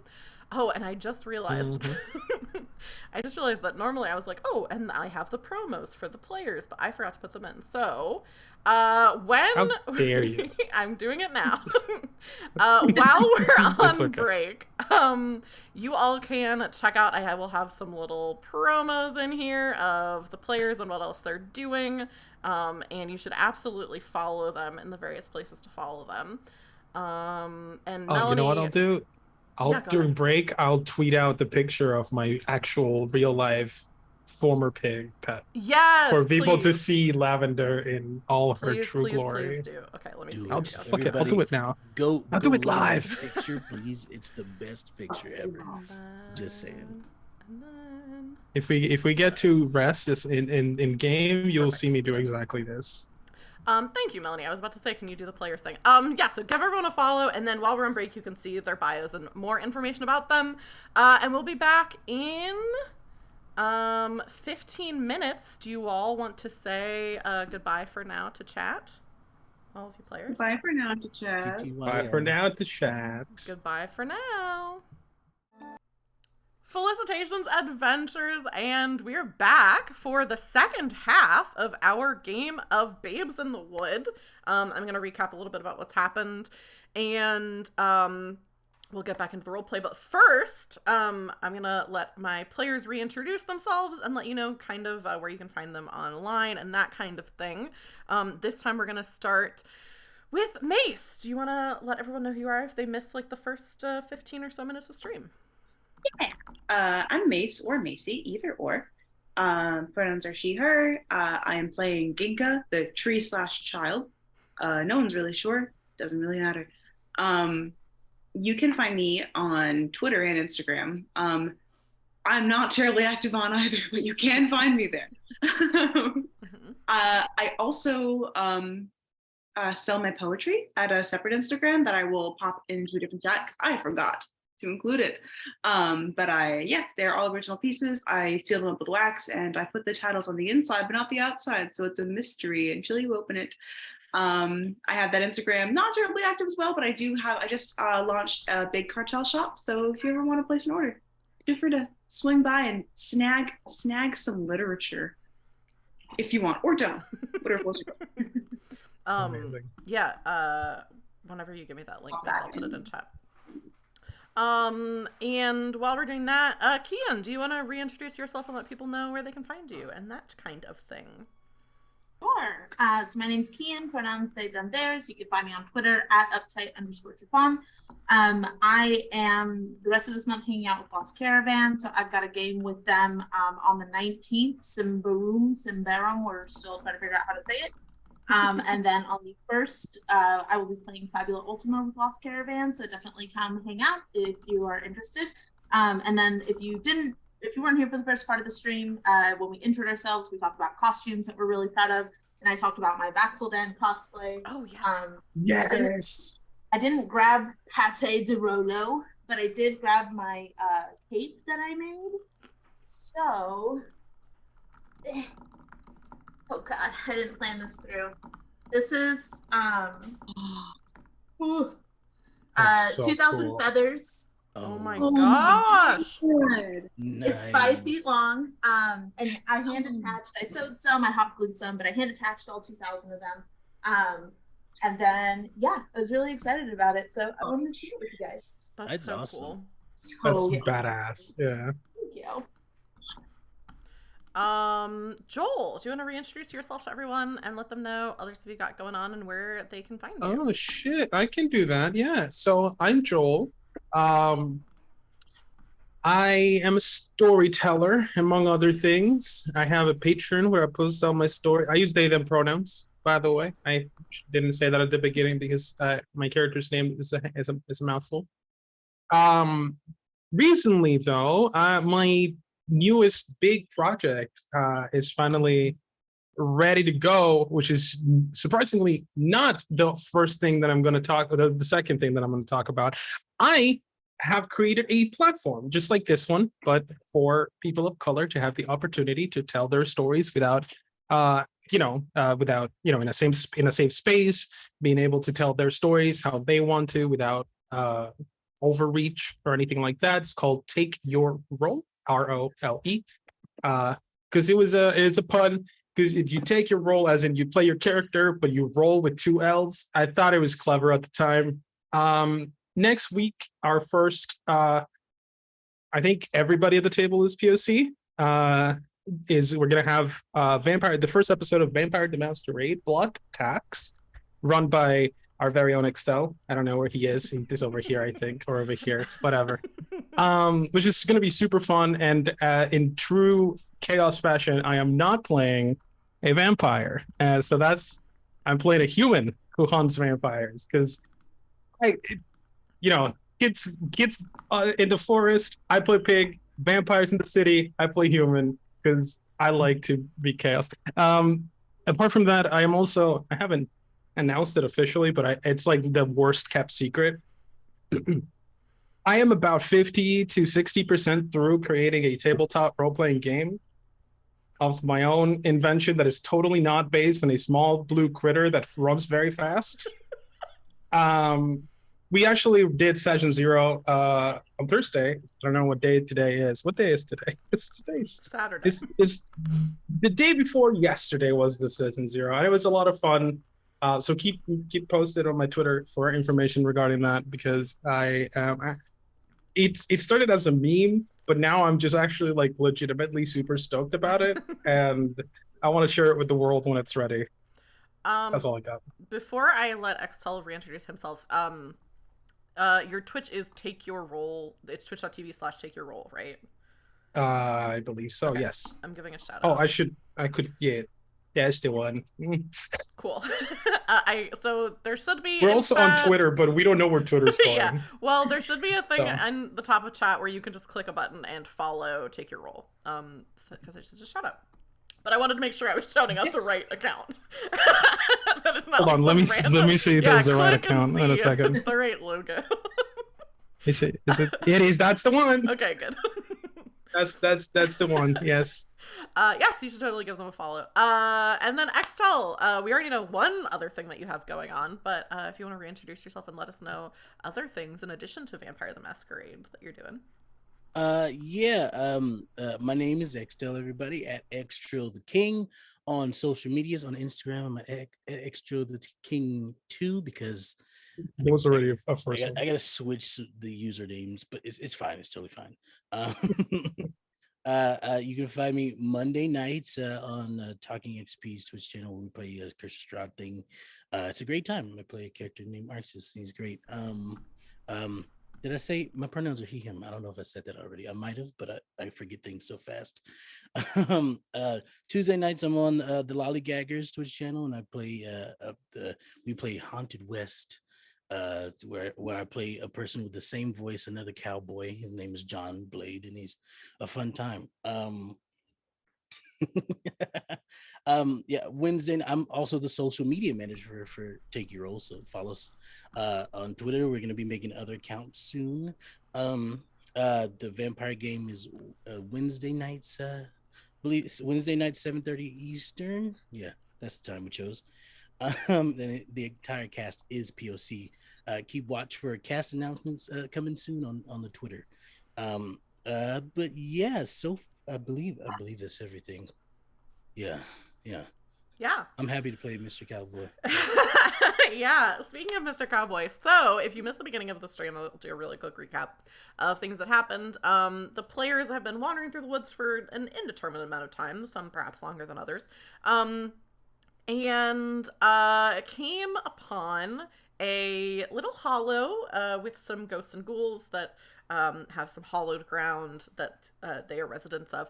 And then above that, up in the trees, a series of tree houses and bridges and platforms and things like that. The other residents of this little hollow called Morning Gate, the players encountered a kind of swamp creature-looking blue fisherman, and received a gift from him. Unbeknownst to them, made it a little bit difficult for him to pay off his unnamed debt to an unnamed person walking through the woods. But the kids don't know that. So they're excited to, having gotten this swamp creature out of Morning Gate, are happy to have been given tickets to see a magician known as Otherworldly Thurston. And as night falls on Morning Gate, the ghosts and ghouls on the hallowed grounds have begun to wake up and have their nightly routines of basically partying. So the party is beginning. All of you are still up on the platforms. As none of you are ghosts and ghouls, you're not allowed to be touching the ground. But a couple people have mentioned this to you. You can be down there as long as you're not touching the ground. So if you can find a way, like if you want to be on the stage, if you can get there, obviously Thurston's on stage, so he might not be that excited. Or if you can, like, you know, throw a platform down there, something like that. It seems very literal that you're not allowed to touch the ground. Yeah, you have tickets to this magic show that you can see is being set up. And what do you want to do? All right. Shall we go down there? I mean, I think we have to. It sounds so cool. Could we, I'm trying to think of like a creative way that we could invent a way to kind of like pulley ourselves down. Like, could we commandeer one of these like sort of platforms and just kind of like get ourselves a little bit closer to the ground? There's a couple of ways that you could do that. So the first thing is you could, I would say cause mischief, because one of the things for cause mischief is to introduce physical calamity to a situation, which I think is a potential outcome of what you're trying to do.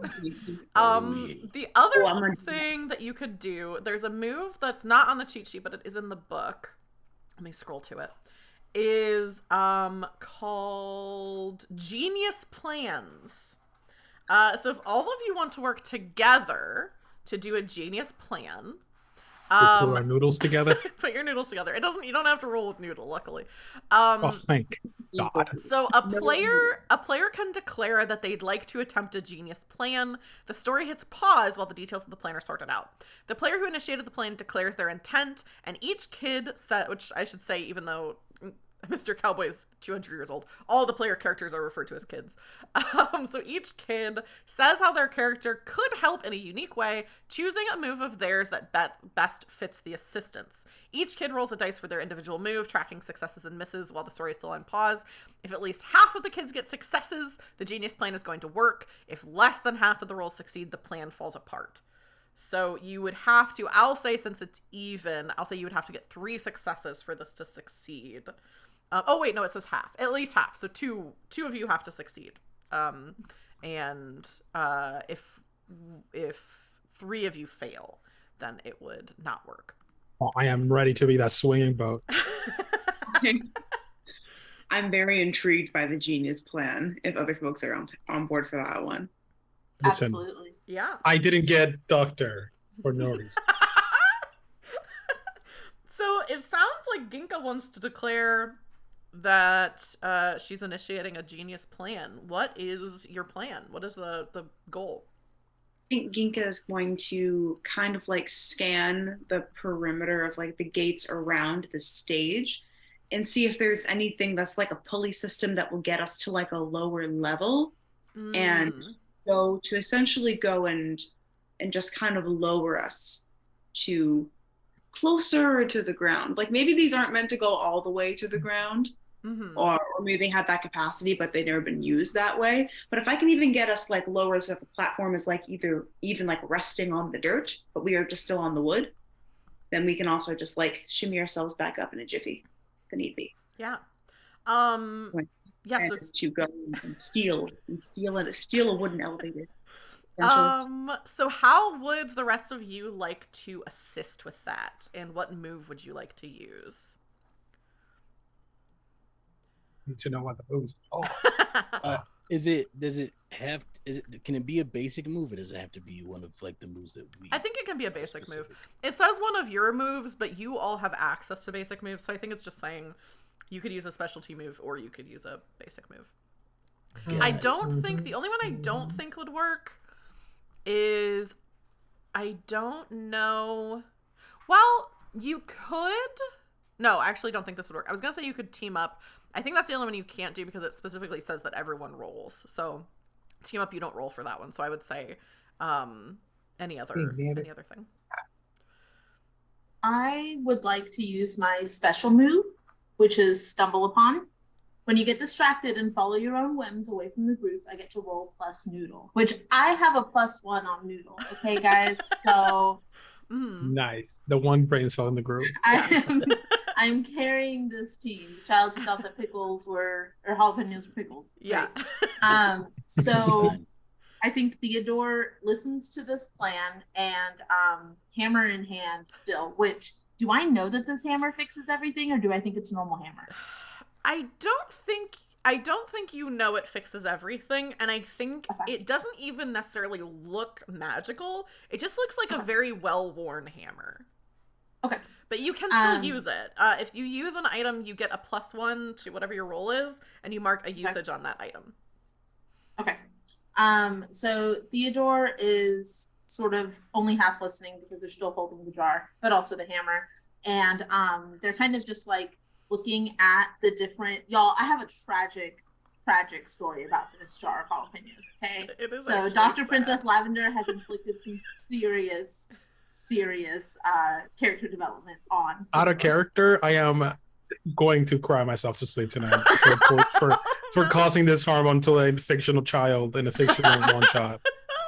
You should feel bad. This is my child, and I'm very offended on Theodore's I do. Theodore's going to just like wander kind of around aimlessly, and probably as children do, like kind of tapping things with the hammer. That was a really good roll. What did you say? I rolled for fun because Extel said to roll, and I rolled 2 6s and a 4. Oh. Ooh, nice. It's too bad So that I doesn't mean anything. I'm just gonna waste it. There it goes. So Theodore is tapping on things with the hammer. And it's kind of just like looking around, probably drifting toward the crane to see if there's something there that can be used. So I'm going to roll plus my noodle. Wow, I'm really struggling with that. 8. Oh, okay. Man, that was hard. Oh, that was hard for a second. Did you use your hammer as a part of it? You don't have to. It would only get you to a 9, which doesn't, I think, change the result. So yeah, and I don't think there would be any intentionality behind Theodore using it. So.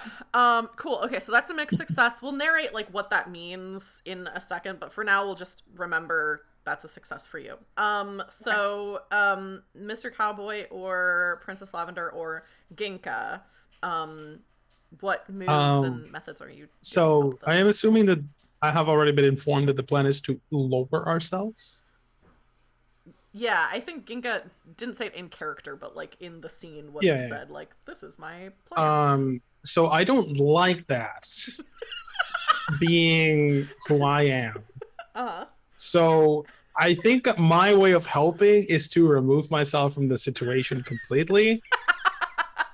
So I think I'm gonna do scoot away Good. So go ahead and roll. and try to do like a pig and just fucking book it. Roll plus steam. This is 2d6, right? 2d6, yeah, plus your whatever you have for steam. Cool. This is the one thing I'm good at, running away. So that's a 6 on the dice, Okay. but I have +2 on Steam, so I have a 7. That's not how that's not how numbers work. About that no noodle. Yeah. Now you know the truth. I play stupid characters because I'm stupid. Okay, so that's a mixed success. So we'll do your choices, but you just have something that you get to pick from, but we'll resolve that when we get back into game. Just remember, you got a success. So I think we did officially succeed, but let's see what Mr. Cowboy and Ginka are doing to help with this genius plan. Okay, just so I'm clear, just so I'm right here. Right? There is a pulley system that we see. You're right. So it kind of is conceptual right now because it kind of depends on what everyone does. There is a pulley system nearby. There's actually, because that's how Princess Lavender got lifted up, was with like a pulley system. Princess. That pulley system is not necessarily right by the stage, but like you could be doing things to like, okay, let's like move this, put it over here, build something. Like it's kind of up to you. Quick clarification: the pulley system is different from the crane, right? Yes. You mentioned there was a there's a crane and then there's also a pulley system. Yeah, there's a lot of different ways around here to get like up and down. I hate it. It's the worst. Yeah. So I'm gonna try to like I'm gonna cause mischief. Good. And I'm gonna craft a trap, but the trap is gonna be the pulley system being where we need it to be.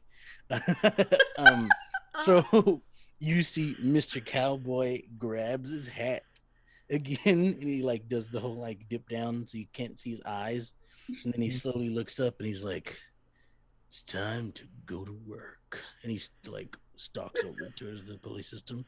And he's gonna take.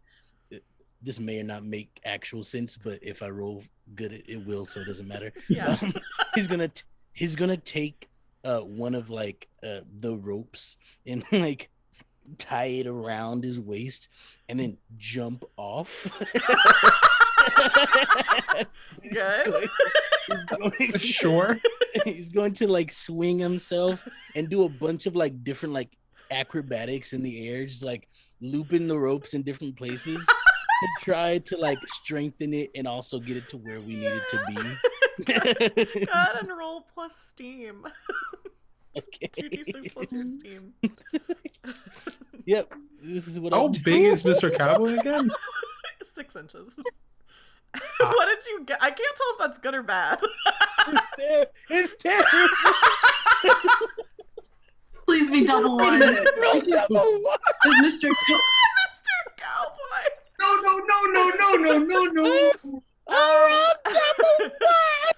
Okay. So, Wait a minute. So go It's a ahead total and give yourself 4. no. XP now so that you like remember to do it.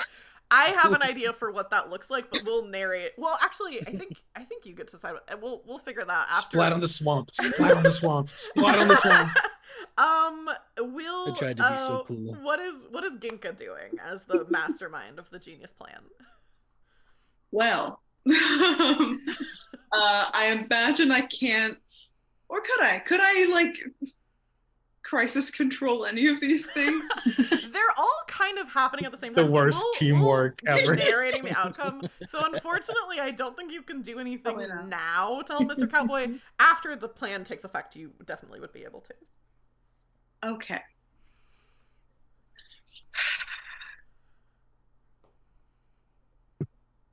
Oh, what an excellent question. um, I think So Hmm. bad. Oh. This is so perfect. An actual group of kids too. Yeah. I think that Ginka's gonna try console actually, and she's gonna try and talk Dr. Princess Lavender down from her terror. Thinking that like, oh, Mr. Cowboy's handling the and if I can get everybody back together, then we can get on the platform. Mr. Cowboy's got I it. know. Okay. I'm gonna go make sure Dr. Princess Lavender can hop on the pulley with Okay, so that. The whole normally plan's banking on the one console man who failed. normally console men's harm, which I don't think Dr. Princess has, but I'll say for this, actually, is there one that's for fear?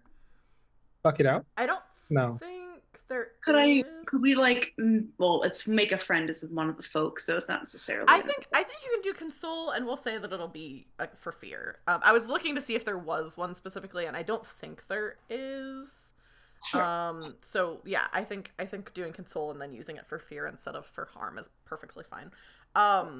Yeah, so go ahead and roll plus friendship. Your friendship Fear is like harm of the mind, so yeah, that's true. So you'll add your friendship with Dr. Princess Lavender Fluffington, third junior escort. And my mush is well. Oh no, just just friendship, I think. That is a 10. Perfect. yeah. How does that work? Because we both succeeded.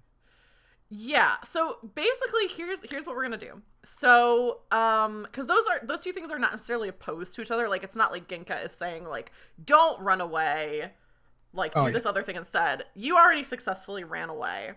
But let's. Yes, I did. So this is how it's gonna go. You all. Oh no, Mr. Cowboy didn't succeed. That's why I like. Ginka's trying to be like, Princess, calm down. Cowboy's got it. Cowboy ain't got it. Yeah. So Somebody We're stop let's this go. game. We're gonna get on together. They turn around and just the next thing that happens. Just see him like leap of faith it from Assassin's Creed just into the void. I tied the rope around my waist. So the way that it works is resume play, narrating your character's actions and dialogue. Go around in turns describing your contributions to the plan, positive or negative, with your roles in mind. Since you know the individual successes and failures of the plan already, you can revel in tension and drama or lean into slapstick antics as things spiral hilariously out of control. Who would do that last part? Yeah. So I think let's start with Theodore, since you rolled first. We'll just go in the order that people rolled in. So, Theodore, you got a mixed success on Stumble Upon. So what is the mixed success options for that move? So I do find something interesting, but I keep it a secret. And it says, write it on my sheet to reveal at just the right time. So I don't even think players get cool. So that can be up to you if you want, or up to me. I think it can be up to you. And maybe, just keep it in mind, whatever it is you want it to be, and then whenever you want to reveal it, you can. You don't even have to tell me. So you're kind of, I think the shot that we get then is Theodore kind of like just kind of absentmindedly going, and then we see like one of those shots that's like behind them, and we see it's kind of like almost like the Pulp Fiction thing where it's like an action shot. Yeah, but like in Pulp Fiction where you never see what's in the suitcase, you just see people reacting to it. So I think it's like that, where it's like Theodore like finds something but we don't see what it is. What does Theodore say when they find whatever this thing is? Theodore is probably starting with like, guys, guess what? And turns around and sees Mr. Cowboy leap into the void.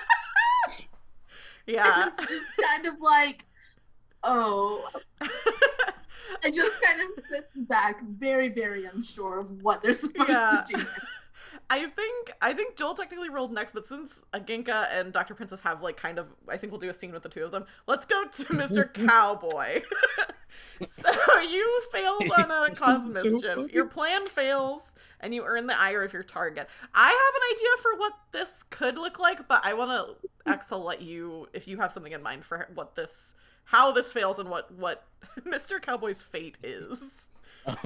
So he does the whole like it's time to go to work, and then he ties the rope around his waist, and he's like, and he just jumps off. It's like eyes closed, arms spread, and he's like getting ready, like he's about to do some like somersaults in midair, and he's about to do this. He thinks he's about to do this cool like acrobatic show and save the day, but instead, he overshoots the power of his jump, and he just kind of the rope swings him back underneath the like wooden like floors, and his he hits his back on it, and his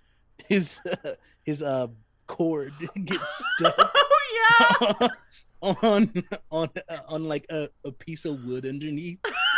Oh no. And so he's just kind of like hanging there, and you keep hearing, because it pulls him back every time. Yeah. You just keep hearing different phrases from like, it's like, I hope the water hole's safe, but he's not saying it.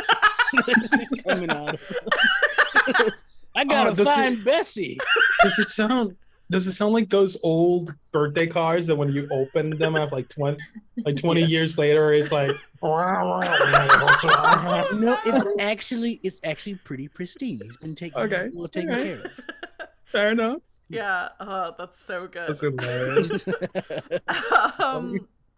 So then, Joel, you rolled Scoot Away. So you get to pick. You got an 8, I think. So you get to pick between the options. Did you have one in mind? Well, I had one. I had one in mind, but then I think it's funnier if I go for the other one, especially with the context of what Genka's saying. So I think I'm gonna skid out and not be able to go anywhere, but I'm gonna try real hard, and I'm just gonna run in place, and maybe do like a little, and just jump like 2 inches off the ground, legs forwards, because I'm leaving, but I'm just in the same place. Yeah. So then Ginka. I love that this plan was make a platform to get, and then I think arguably only one of you tried to accomplish that thing, and then that person we are children. failed. This is how children's work, okay? But the thing is, you succeed at your plan, so whatever happens, it does work. So what? I do. I guess I draw the attention of any folks nearby. Yeah. That's for my failure. I mean, success. Yeah. So I think there are definitely some, which we'll get to, I think, but there are like some folks who kind of see like what's going on and see like the group of you and your endeavor of what you're trying to do.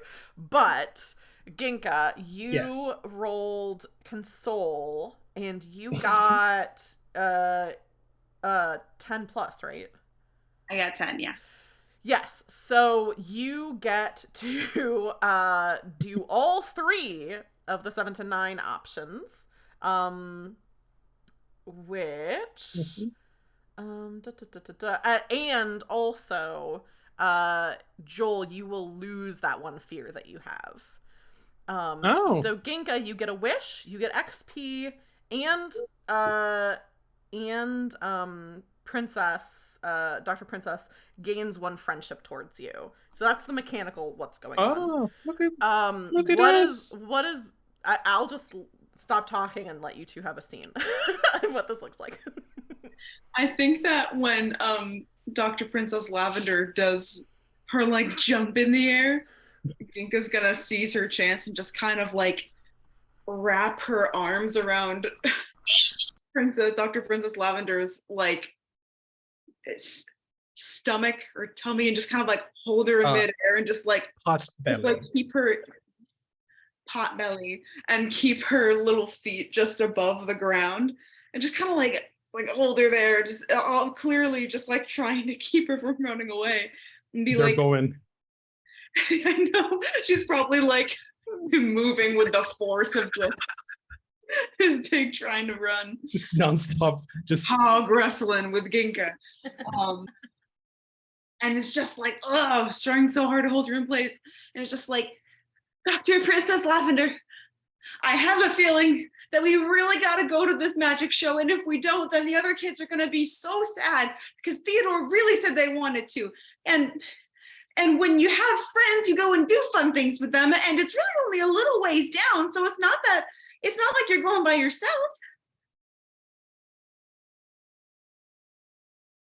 I keep squeaking, but my paws stop moving. I remove one hand and just kind of like pet behind your ears very tentatively. You just hear like if you don't hear my brain working, but you do hear me snort in like I'm debating under my breath, like I get some flank, but if I go, then I'll have to be high. But if I don't go, then the hero is gonna be sad. But then if I do, and that's just me mumbling while it's like just in high pitch because I'm still squealing. As she's kind of just like scratching behind the ears, be like, I know that it's really scary to go from up high, but think of it like this: the more that we move, the less high we are, because the whole point is that we're getting less high up than we just were, because we're going down. Are you still holding me up, or did you put me down? I think that, yeah, as her paws stop moving, I'll like lower her, but I still have got like my arms around her a little bit and just trying to do like a weight effect. Once you say that, I just drop on my side so you scratch my belly. I'm scratching, being like, yeah, see, it's really okay, because the lower that we go, the less high we are. You're right. And if you want, you can close your eyes and you won't have to look anywhere. And then it just feels like I'm falling. Well, no, it won't be like that because you won't be falling, because friends don't let friends fall down. So by nature, you will not be falling. I'm gonna point towards Mr. Cowboy and be like, then why did we leave that happen? Right at that moment, right from underneath you, you just hear, there's a lizard in my Ugg.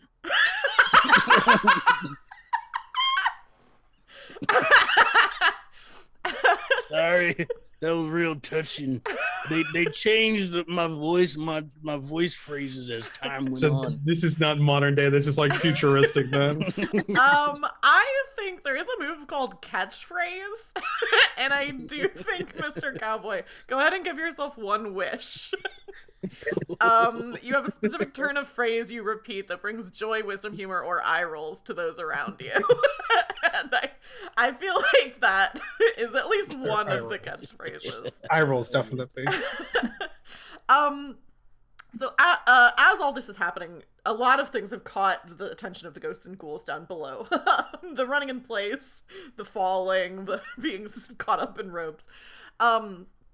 And one of the ghosts from the ground calls up and says, "Hey, y'all look like you need some help up there."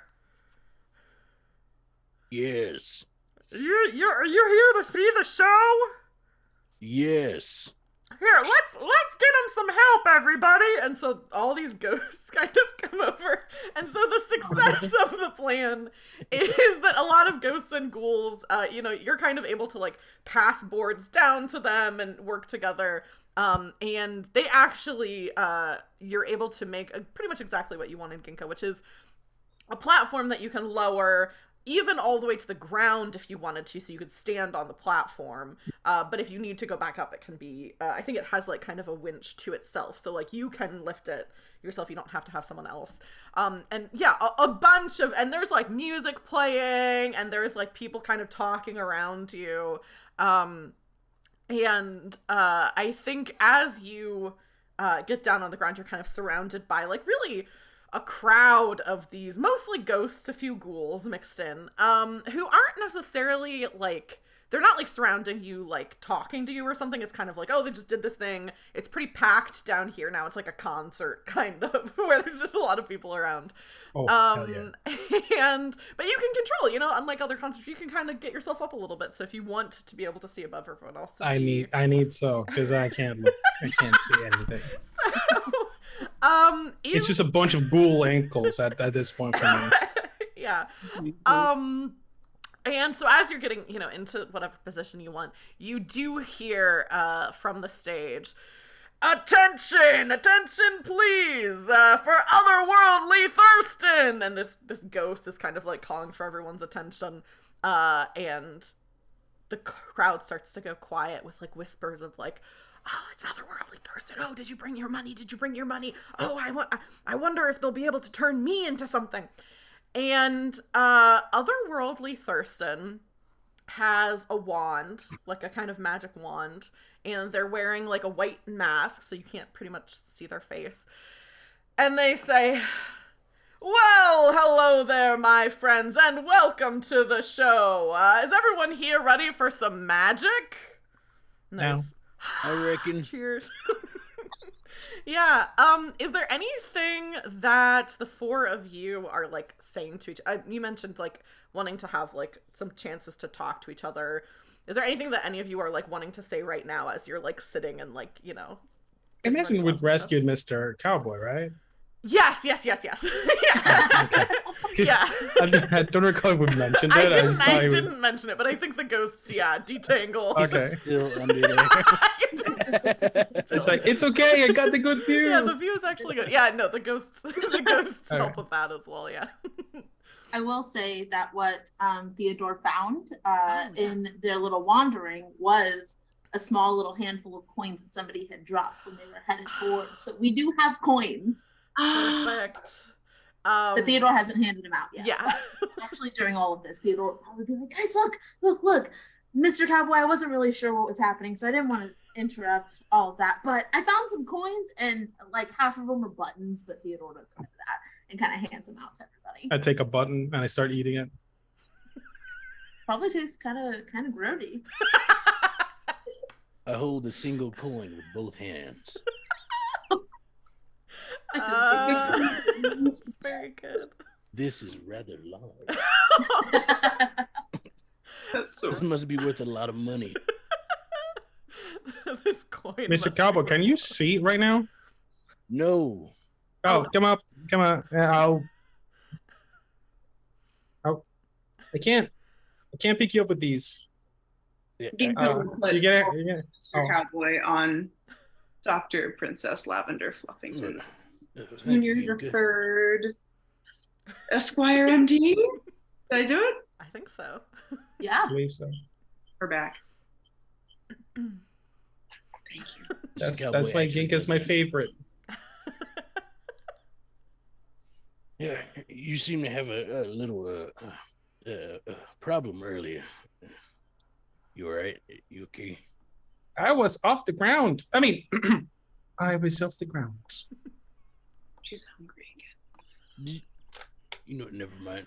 I mean, it's your business, but I mean, like, why do you switch your voices sometimes? You do stuff and you say stuff some way, and then you do it another way sometimes on occasion.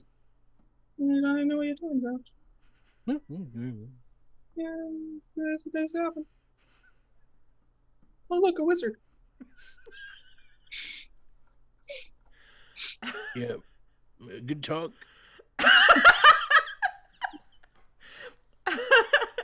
As you're having this chat, otherworldly Thurston is kind of doing some magic. And at first it's like kind of like easy stuff. Things that you would have seen at magic shows before. So like pulling scarves like out of their sleeve, like this long thing of scarves, and then reaching into a hat and pulling out like a carrot. Yeah, pulling out a giant carrot. Is that what you said? No, I'm just asking if there was maybe like a carrot or two involved. I don't know. I think they reach into their hat and pull out like a deck of cards and then start doing like card tricks. Yeah. And then, and to some applause, people are into it, and they say, and now that I'm warmed up, can I have a volunteer from the audience for my largest piece of magic yet? Theodore jumps up. Yes. Theodore jumps up. The manatee. And definitely sees Mr. Cowboy and like just reaches out and holds their hand out to see if Mr. Cowboy will take their hand and join them. I do. Yes. Both of them head up. Can we get that manatee over to the stage, and you like crowd surf over to the stage by the ghosts? And Thurston puts out their hand and says, and of course, as is customary with all volunteers, my payment. And they hold out their hand. Theodore's gonna count out 2 buttons and a quarter and hand it over. Thurston takes it. I present my single coin. And Thurston takes that, kind of holds it up, slips it under the mask, and gives it a little bite, pulls it out. Be careful, it's worth a lot of money. It's huge. And they say, very well, very well. And here's what I will say. I think so. Otherworldly Thurston. There are some things called rare moves in this game. And I'll say I think Ginka and Dr. Princess Lavender Fluffington, both of you can do this if you want. One of you can do it. When you witness Otherworldly Thurston perform magic, real or perceived, you get to roll plus noodle. You can, I think the 2 of you who are having the magic performed on them, I don't think would be able to do this, but the 2 of you who are watching would definitely be able to. You don't have to, but you can if you'd like. Plus noodle? Yes, plus noodle. That's a 4. Cool. Plus my noodle also 4. I'm going to use one of my forwards to make that 9 into a 10. Nice. This is so good. Okay, so I'll describe what you see, and then I'll describe that influenced based on what you got. Otherworldly Thurston starts kind of doing some like abracadabra, alakazam, and all this different stuff. There's a puff of smoke that comes up over the stage, and Theodore and Mr. Cowboy are gone, and in their place are 2 birds just perched on the stage. Ginka. Oh, actually, first I'll start with Dr. Princess Lavender. Dr. Princess, on a 6 or less, you simply watch full of awe and desire, and you get +1. I want to be a bird too. Yeah. Then I will never be afraid of height.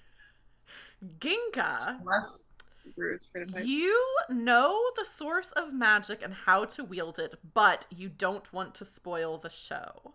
So I will throw it to you, Ginka, to decide, is the magic real or is it simply an illusion? Ooh.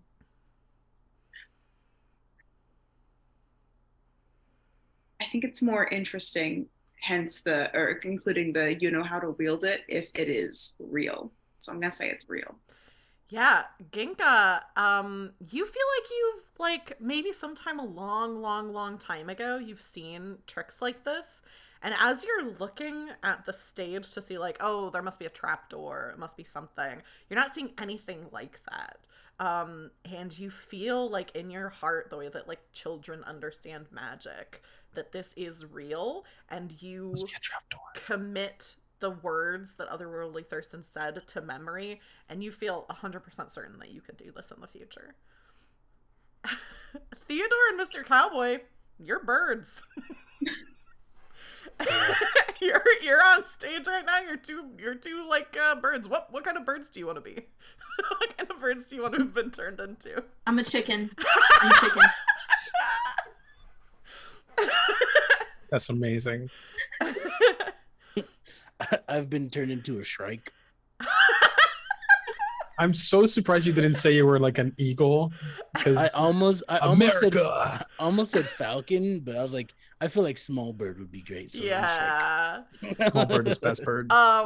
the audience is like going wild. Like people are like, "Oh my Me god!" too. And like, there's a shower of coins as these ghosts are just like emptying their pockets and throwing this I money spit to my Thurston. button. Just This button goes because I flying through the air. can't throw with these. So I had the button. I'm joining in the crowd in excitement. Poor guy, whoever's in front of me doesn't need a shower anymore.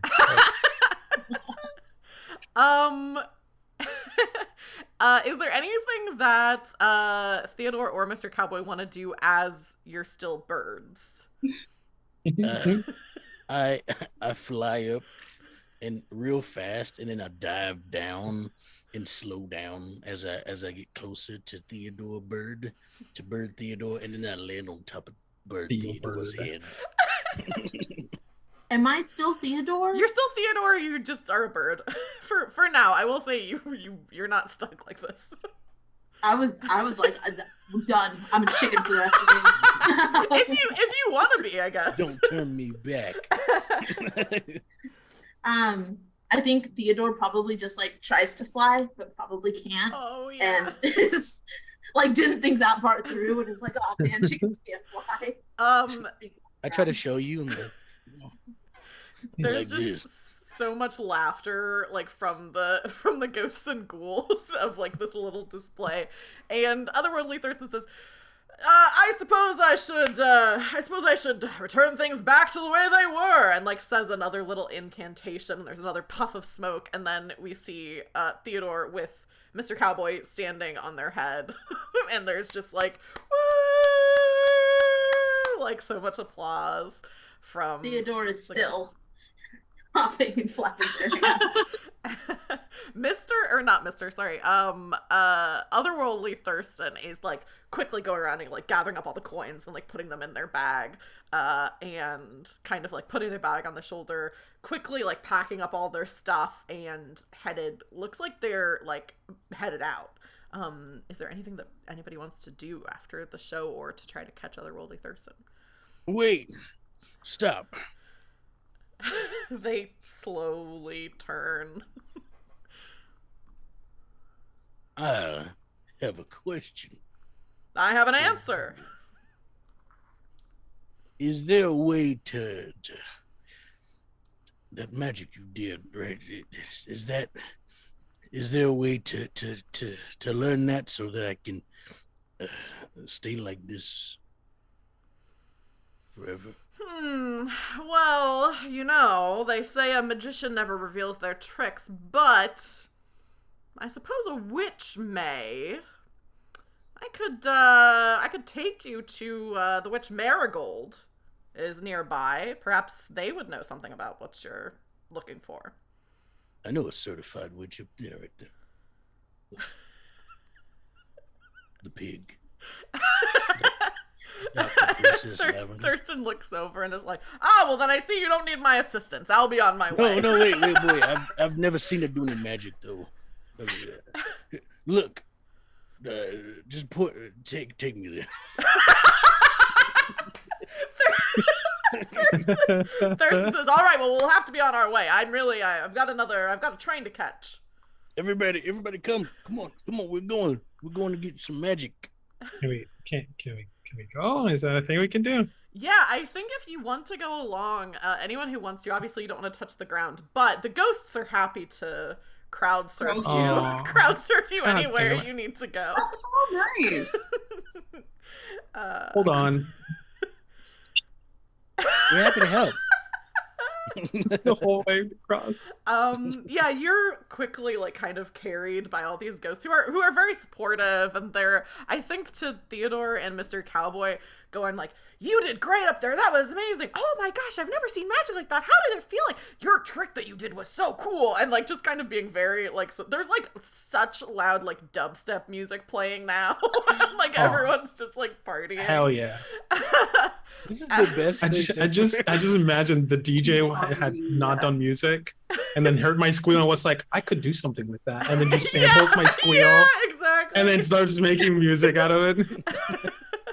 Yeah. People are like, when is this album gonna drop? This is great. Excited. Yeah, so that will take us out of this hollow and into our next hollow, which means it's time for another woods roll, which can't be made by Mr. Cowboy. I think Macy was what said wanted to make the last one. Did you want to make one? Make Did you want to a make a woods roll? Sorry. Yeah, you mentioned you wanted to make it previously, so I figured. oh yeah. I could. I forget about it. I mean, if you don't want, I can do it then instead. Like, Let's roll these and whoever rolls the highest. will Oh do it. yeah. all right, So 3. that's a 2. Yeah. Okay. So go ahead and Let's make a woods roll. roll. So I think it's just a flat roll because you don't have fear or hope right now. Although technically I should have given you all hope when you solved a problem. So I'll say you'll have 1 hope. I didn't do it the right way, or they're supposed to be like other stuff. Is that going to be a So a plus? yes. Plus 1? So you'll roll 2d6 and add 1 to it. That is a 10. Nice. With a 10. Oh, Badass. this is fun. So your otherworldly Thurston is like very like kind of quickly going ahead of you and keeps kind of like doesn't really seem like they want to make conversation and is like keeps anytime anyone really tries to talk to them is like, I've got a train to catch, I must be on my way, but I'll take you and drop you off at the witch. But with a 10 to a woods roll, I believe, if I remember correctly, that means you find a distraction. Yes. Excuse me. On a 10 plus, you see a clearing ahead and can safely emerge from the forest depths. You also notice something that seems like fun. I'm going to put a list of distractions in the Zoom chat that, Macy, you get to pick. Oops, there's 2 that didn't copy. There's 2 more. Hang on. And you get to pick which one of those you would like to encounter. So much fun. And it's just a fun little distraction that you find. Oh, you know what I'm going to do? If I may, I'm going to combine this and some renewing felicitations and ask for a friend on their way named Nutmeg in honor of Nutmeg. Oh, that's very good. This fits really well. Okay. So, the thing that Thurston leads to, like, the way that they're finding their way, you notice after a little bit, and it's like a little bit of a journey, but you notice at the edge of the hollow of Morning Gate, hollow, basically, that, one of the trees has all of this, like, red twine kind of, like, tangled up in it, and Thurston, who has, like, a suitcase in one hand, is, like, holding onto the twine in the other hand, and the twine is getting, like, pretty tangled in the woods, but is, like, maintaining a way through. And so they're kind of, like, rushing ahead, and, like, you know, you're following behind. Along the way, you all see someone. Mace, do you have an idea of like who or what Nutmeg is? Like who is this friend let's on their just way? commit to the bit. Let's make her a little kitty cat who is currently eating stick. I don't know where I can from. Let's make them a little fluffy kitty This cat is already cool by my book. Oh my gosh, can I give you like? I will explain the details about this later, but can it be a fluffy brown tabby kitty cat wearing a pair of overalls, a pair of rain boots, and a sun hat that's sitting on her back? Yes. That's not So Thurston is, you know, kind of muttering to themselves and, you know, talking about how they're in a hurry, and see up ahead of you this cat who also has like her paw on this rope, but is going meandering a little bit and kind of like occasionally when like the twine is like caught in something, makes a little loop, is like batting at it and having like, you know, taking her time. And Thurston says, "Hey, are you headed over to see Marigold?" And this cat is like, "Maybe." And Thurston is like, "Do you think you could take these kids off my hands and take them the rest of the way? I've got a very important business meeting I have to be getting to." And Nutmeg is like, "I suppose I could." Kind of like gestures for the rest of you to follow her. But I will say, Ginka and Theodore, I think you two wanted to have a scene together at some point before the stream was done. Do you want to have a conversation while you're on the way to the next hollow, or do you want to save it for later? I'm okay with saving it, unless there's something that you think Theodore will have to discuss. I think I'll save it for later. Okay, cool. Feel free to jump in at any point and be like, hey, we're doing this now. So I think I'm gonna give, if Mr. Cowboy allows it, I'll give him a ride. These long walks I know are bothersome for him. Yeah. But also I'm always trailing behind everybody because hold on, my brain just decided foraging, that's the word. I'm looking for any food. I'm gonna retract that earlier statement and say I see an opportunity for a cute moment. Seeing Mr. Cowboy riding on Princess, Dr. Princess, Ginka is going to get in front of Theodore and just kind of like squat down and like gesture to her back and be like, "Did you want a break?" I've never gotten a piggyback ride before. Can I really? You've never gotten a piggyback ride? No. That's crazy. I know. All my friends have talked about it. I get so many from my dad. Well, I used to get so many from my dad. And they're really... He sounds really strong. I'm not strong enough to put you on my shoulders. I have to get... Okay. That's okay. And Theodore absolutely climbs up and wraps super tightly. And you see as they climb up, they're still holding the jar in their hand, and they kind of lean in and just ask, do you think that maybe this witch could maybe refill this jar with those pickles? Do you think she could do that? I mean, there are some, my mom said that there are some witches that do food stuff and other witches that do other stuff. So if she's a food witch, she could probably do that. Why, did you really like them? My mom told me that I wasn't allowed to eat the pickles. And so I took them, and that's how I ended up in the woods. And I think she's going to be really mad if I come back without them. And that's why I can't go home yet. And so I really want to make sure that when I go back, there are still some pickles left in the jar. And I know that Dr. Princess really enjoyed them. So and I'm glad that she enjoyed them, but I don't want my mom to be mad at me.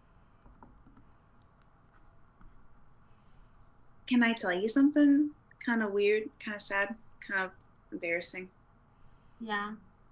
I ran to the woods because I didn't want to be in timeout anymore because I stole the toy from my baby brother. So I did something kind of mean. And I think that if you were to go home and your jar of pickles was empty, but you told your mom that you gave them to your friend who was hungry, I don't think she'd be mad at you. Do you think if you gave the toy back to your brother, he wouldn't be mad at you? It's like one of those things sometimes, because one time she hikes them up. Sometimes people say, grown-ups say that like giving something back isn't good enough, and that you have to, sometimes even saying sorry isn't good enough. And I don't really, it's like I don't want to go back and do something if it's just going to be the wrong way of saying sorry. I don't get it. I don't get it. Well, if you don't want to give the toy back and you feel like you have to do something else, and Theodore's going to reach into their pocket and pull out the pocket watch and hold it out in front and just say, maybe your brother would like this toy instead. It was really important to the swamp guy, so maybe that would help. He likes chewing on stuff, so maybe if he Theodore's going to pull it back and bite it. It's not super tasty, but maybe we can make it taste like pickles, and it's going to put it in the pickle jar where there's probably still some pickle juice. Hey, that's really nice, but now I like really can't give it to my baby brother because my mom says that he doesn't have real taste buds yet. And that's gonna turn him into juice. It's gonna turn his whole tummy into juice. I don't want that. It is going to. I'm gonna be in so much trouble. Well, maybe we'll find some. Maybe we'll find something in the path that you can take back, and that your brother would like. And maybe if we find some pickles, then I can put those in my jar. Yeah. Yeah. Okay. And Theodora's gonna kind of like, sort of like snuggle closer and just really quietly say, "Thanks for the piggyback ride." Thinking is gonna like kind of like kick out a rock in front of her and be like, yes, okay. Like hike them up and keep walking. You follow Nutmeg through the woods, and come to a hollow that is mostly taken up by a cottage that's like pretty big for a cottage. There is like a little garden here as well. But Nutmeg is kind of like holding on to this twine, and you can see that this cottage has this red twine coming out of like every window, door, crack. There's like some, like even some places where like the thatched roof of the cottage, the twine is like coming out and going into all of these different like directions out into the wood. And Nutmeg is following this this twine.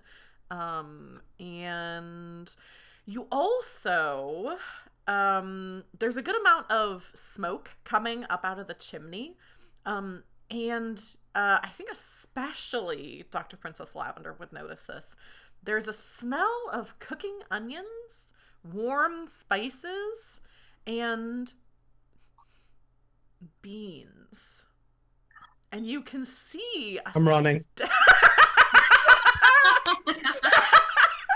There's a steady stream of folk entering the cottage who are enticed by the smell, including Mr. Cowboy and Dr. Princess Lavender, going into this cottage.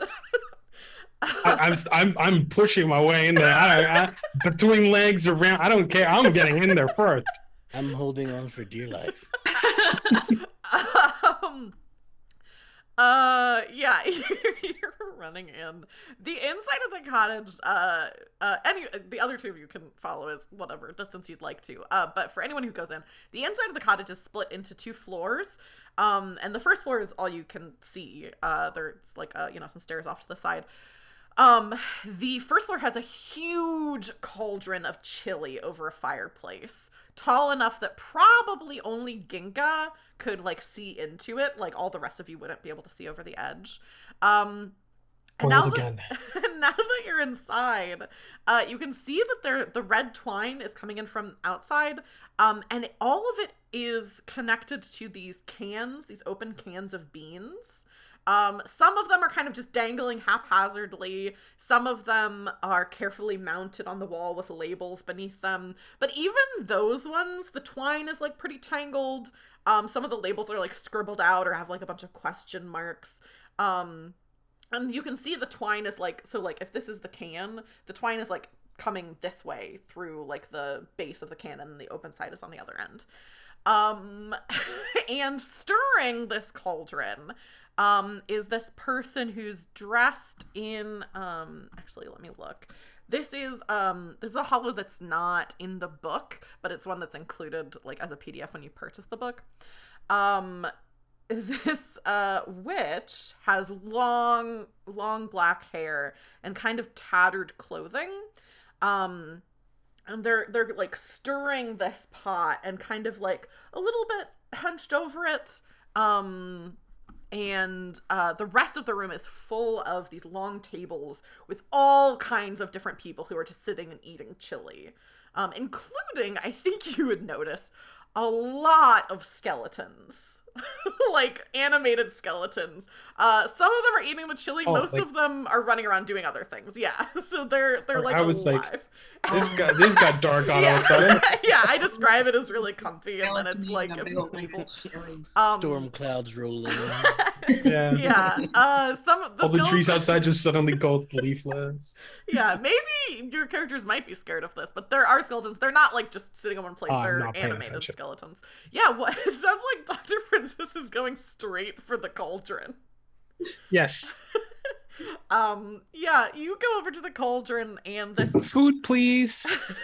cut into the front of the line. There's definitely some people who are like, hey, what are you doing? Like, but the witch looks over at you and says, everyone, quiet down. If someone is coming to the front of the line, it must be because they're extremely hungry and they really need the soup. And takes a bowl and spoons out like a lot of chili for you. Tries to, like, hands it to you, I guess. I don't know if you're on all fours, but goes to I'm on all hand four, you. yes. Yeah, goes to kind of hand I can't you- actually, I can't. Your friend, I can't do look- you I want can't look up. some? Would you like to take this? I do not eat as I do not have insides. We'll take 2. But I'd be- there are 2 more coming. So So we'll 2 take more 4. coming. Sorry, 3 more. Yeah, so Marigold's kind of like, spooning out more and more chili kind of in these, I think like wooden bowls, and is like, I'd be happy to give this to anyone who would take it. And then there's like a skeleton who's like, nah, I think I'd like to take that.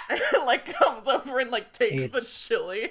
Mine. Hey, you And see, I snap at his toes. His little toes. I want to cause mischief if possible. Yeah, go ahead and roll cosmos. No bastard skeleton is gonna get between me and my chili. Yeah, go ahead and roll 2d6 plus steam. That's 9. Something. And just because I can, I'll spend 1 additional point to get to okay. 10. I have 1 extra left. Things go according to your plan, and you create an advantageous situation for yourself. So, describe what this looks like. What do you want the outcome of this to be? Okay, since there's no limit to it, I would like to That's a nibble good thing to hear. on his foot Uh-huh. so that he falls, like scatters his bones. Yeah. But he does it partially and slowly, so the bowl gets to the ground. And I just go to town while he's reconstructing himself. As he falls apart on the ground, he goes, my biggest fear! And some of the other skeletons come over and start putting it back together. This is and the thing I'm sensitive about. Yeah. I am a horrible person. I'm sorry. And I think that's when Theodore and Genka probably come in with Things we do for with chili. that. Yeah. Listen. I'll do anything for food. You are the skeleton's worst nightmare. He's not talking about falling apart. He's talking about being bitten by a pig. The other skeletons, they don't really have exact expressions. It's kind of a Jack Skellington situation where sometimes you can kind of see eyebrows, but they're looking at you and their eyebrows are furrowed and they're kind of just going, not cool, man, not cool. They're looking at me? Yeah. Oh, I can't even see. I'm eating and I don't look up.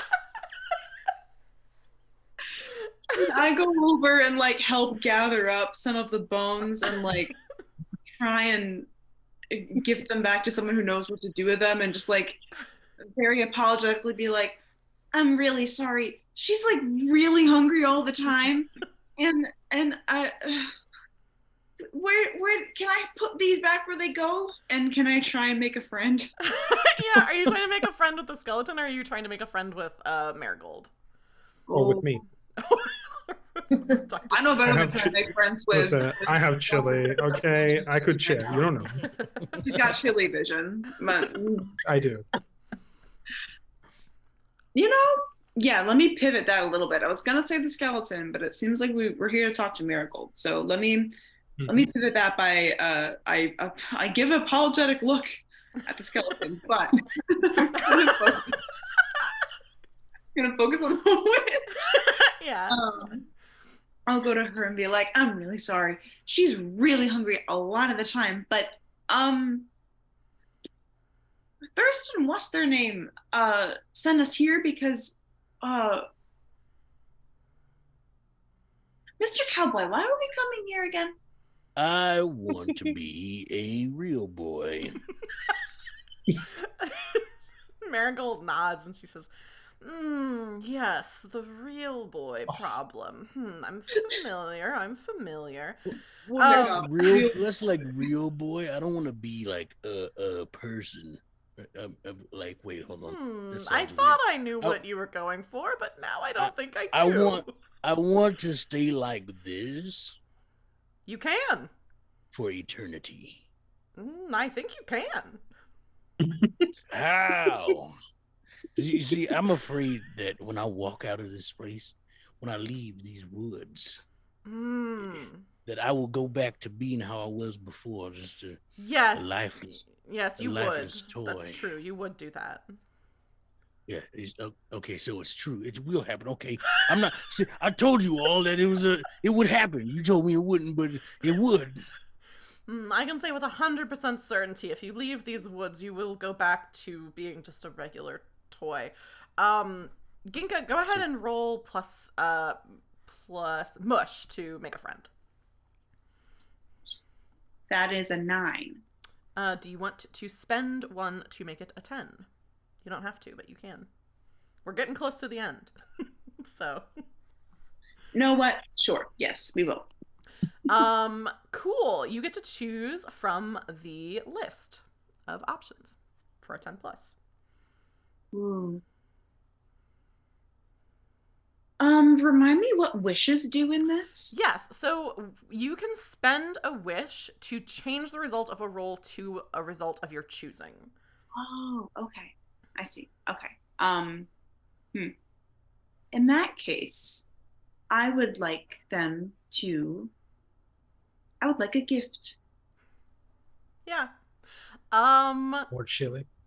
I think it is going to be chili. But so you say, your apology. Mr. Cowboy is like, I want to be a real boy. And the witch is like, well, I'll have to think about the proposition of you keeping your sentience once you're out of the woods. That's not something that I've done before or in a while. Best not to think about it. It's, but think of the playtime. With my best friend, it'd be so different. Mr. Cowboy, when you say that, Marigold looks kind of sad and says, I'd rather not. But you, and looks at Ginka and says, have some chili, dear. And scoops out a big bowl of chili and hands it to you, Ginka. Is it spicy? I've found that it's an acceptable level of spice, depending on the individual's palate. She looks at it kind of dubiously and is like, okay. And we'll try a spoonful of chili. Go ahead and roll me plus steam as you're eating the chili. Is it to measure the amount of steam that's gonna come out of her ears when she eats it? That's a 11.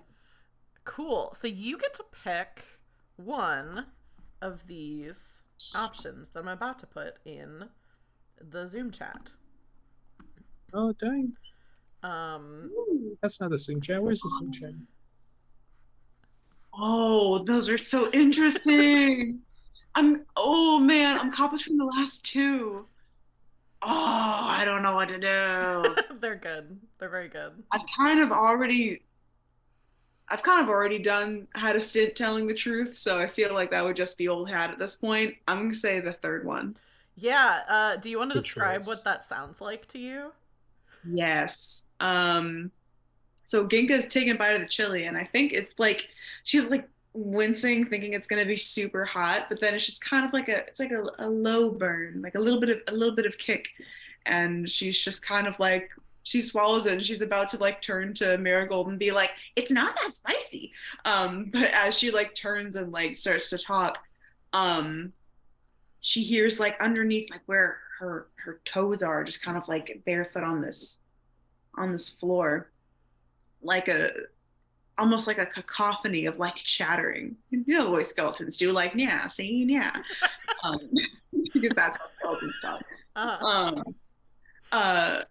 And at first she's just like, oh, the skeletons around me are talking. But then like the more that she looks down, the more she sees it kind of like the pebbles on the ground of the cabin start like shaking with this sort of like slowly rising chattering that seems to be coming from below her feet.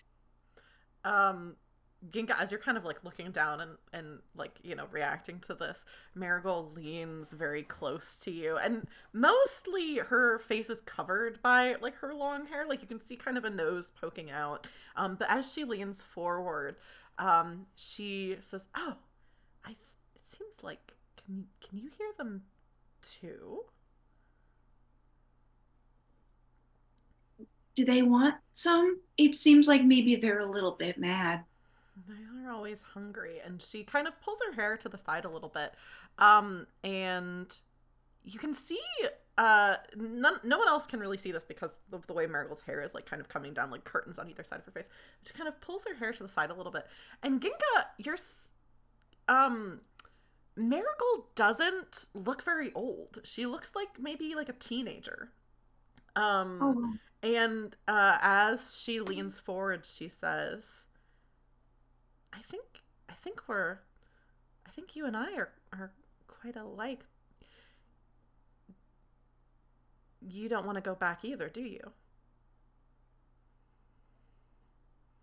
I just like I don't want to go back yet. If I'm just gonna get yelled at some more. Yes, I've encountered that before. You don't have to go back. I mean, I'm never going back. Never ever. No, never ever. What about like your mom and dad? Or like your I don't even remember them anyway, so it's fine. I'm gonna sense intention.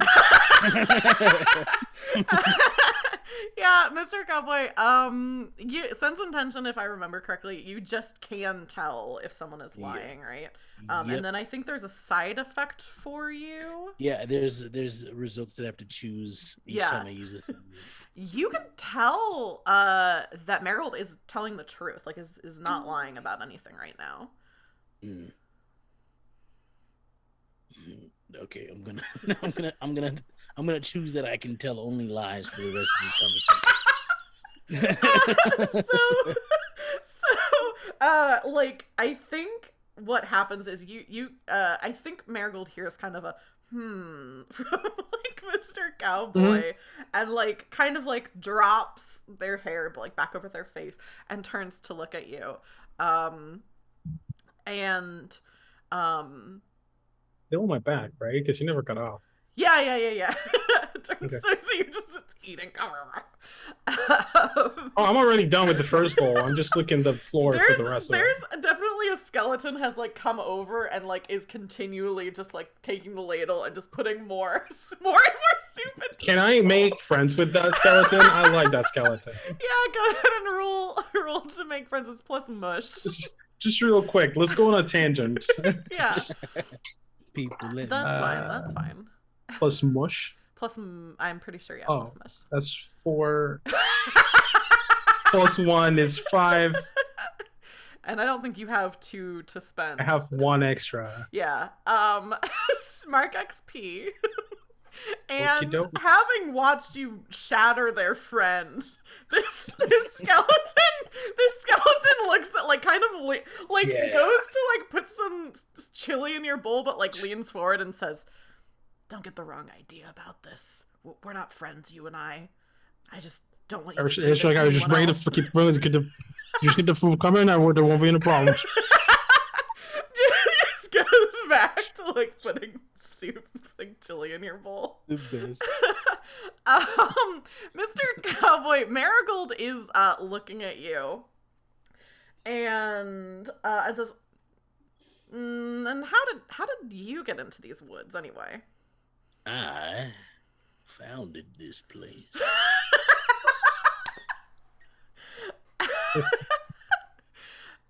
You can just see kind of behind the hair, her eyes like widen, and she says, "Well then, I don't think you need any help from me. I think you know what you're doing more than I would."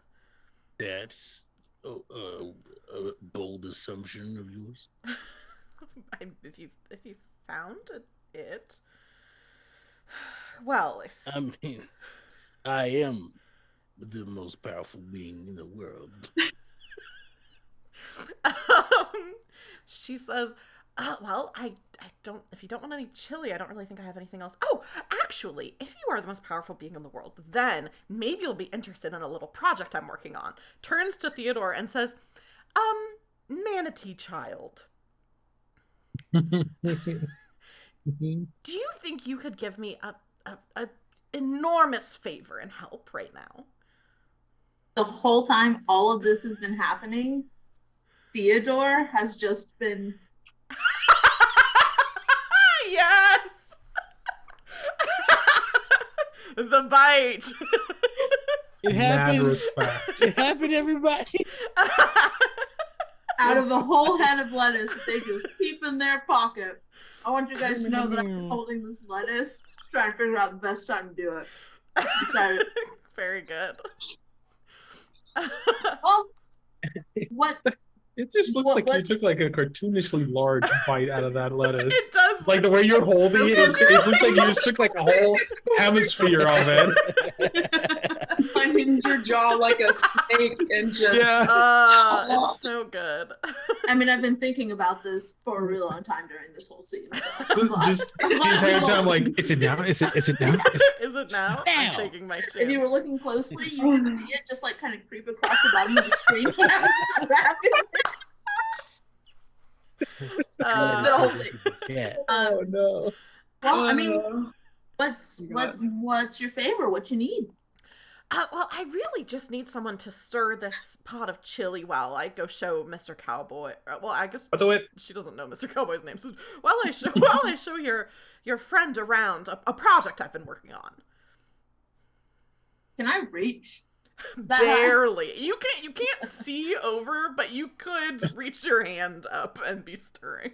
Oh, Ginga the will kids team up there. and do a hand over hand kind of thing. Yeah. Yeah, sure. Yeah, I'll before we go over to Marigold showing Mr. Cowboy some things, I have a question for Ginka and Theodore. There's really just one big spoon, so the two of you are kind of doing this together. How do each of you feel about that? About stirring the chili? about doing it together, I guess, is what I mean. Oh. You know what? It feels like stirring chili. I am happy you to might stir have chili. things in your backstory that doing something together would, feel a certain way, but maybe not. No, you're right. I swear, I saw this exact same scenario in a TikTok once. Of a player being like, I have a backstory, and the DM being like, yeah. Ginka is, I think, had she not had the conversation with Theodore that she had, would probably be feeling weirder about it. But doing it now is even going to be like because there's a lot of beans and like meat and stuff in it. It helps if you like put your elbow in and kind of like use the this part of your arm and stir it around like that. That's what my mom always said that we should do. Oh, okay. And Theodore definitely goes, but when it gets to the far side, just let's go. Because it's too far to reach. No, you can get it on this side, and we'll trade. This isn't so bad. This isn't bad. I mean, it's kind of boring, but I'm glad that we're doing it together. Yeah, okay. Can that count as pursuing my hope? I Since think I've- so. Yeah, I think for both of you that can count as Oh, pursuing. could I have been doing that this entire time with food? Yeah. Man, I need to like actually like know the games that I play because I've eaten so much food. Yeah, so the two of you are It's also so stirring sweet. this chili together. And Dr. Princess Lavender is just eating constantly. I think the Oh other no, thing I think I'm gonna if Mr. Cowboy's about to get off of my back, I'll just go wherever he's going. Okay, cool. Yeah, so you two go off together. I think also a couple of skeletons come up, Theodore and Ginka, and take over like spooning chili, like giving people chili, basically. Spooning. Yeah, that's spooning. It's just fun. They're just leaning there. They're big spooning the cauldron. I forgot the word ladle, okay? Ladling. Yeah, ladling. So Oh, also, just for the record, my mouth looks like it's all of this is stained. yeah, with chili. your snout is just covered in There is now like a pool. There is more chili on the ground that I have actually ingested. Yeah. Marigold. Pigs are messy eaters. It's just the worst. That's just true Food about gets pigs. everywhere. If you're gonna stand near a pig when they're eating, cover your eyes with something. Shit flies farther than you think. Cover your eyes with something. So Marigold starts kind of taking you around the cottage, both of you, Mr. Cowboy and Dr. Princess, and starts kind of showing you these cans and is like, so I've been here for a while, as I'm sure you know, Mr. Founder of the Woods, and That's what I am. Yep. So one thing that I've noticed, not as a critique of the woods that you've made, but just something that's a bit of a hardship, which is that the different hollows, it's hard to get from one to the next because I don't know if you're familiar with the Fiend. I don't know if they're a friend of yours or if you It's my child, yes. Your child, okay. Yeah. You can tell she's like kind of recalibrating, looks a little bit like scared of you, and is like, so what I have been doing with the aid of course, my skeleton assistants is, well, as I'm sure you know, this hollow has the ability to the plants grow cans of beans, so which means I go through quite a few beans, and then I have the cans, and I thought, why not do something to try to connect the hollows to each other? And she picks up one of the cans and kind of pulls it taut and talks into it and says, "Hello, is anyone there?" And then holds the can to your ear, Mr. Cowboy, and you hear a tinny voice from the other side that says, "Yes, Marigold, what can we do for you?" And is that connected to the 60s? He pulls out little glasses from his black body. and she says, "That's a mighty fine contraption you got there." Yeah, she kind of puts the thing, and she says, "Nothing, Reginald. This was just a test. As you know, I like to run tests," hangs up, and says, "And if you would believe, all of these cans, all throughout the cottage, connect to other places in the woods. In case there's ever a time when anyone feels, like they need help or feels lonely or anything like that, they can always have someone to talk to, which is me." You have done exactly what I predicted you would do in this situation. When I made this place, long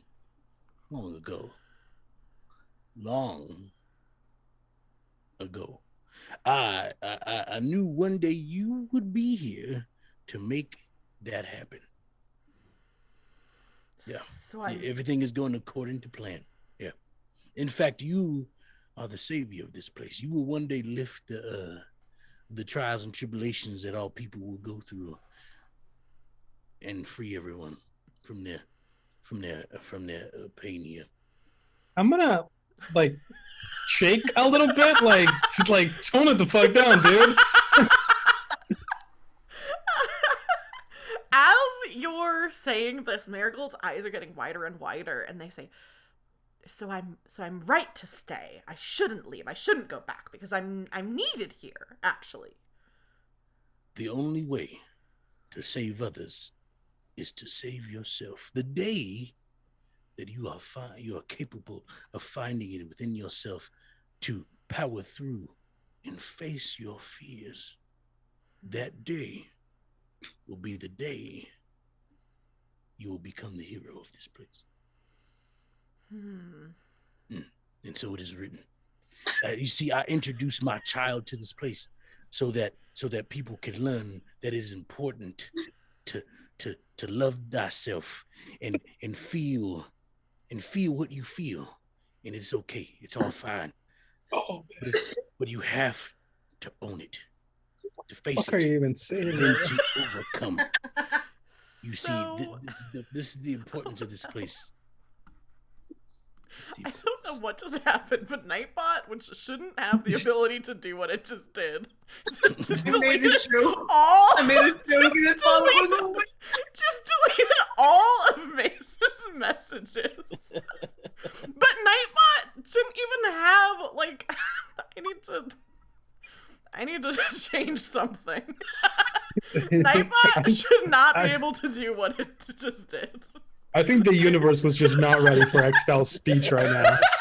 The Nightbot is on a power trip. Yeah, I don't know what. Just You're, like me. you're I feel fine, bad Mace. for interrupting that moment. No, that's fine. It was very. I just got a I'm being notification that's canceled like, on Twitch. it's like 11 messages have been deleted by a moderator, and I was like, "What's going on in chat?"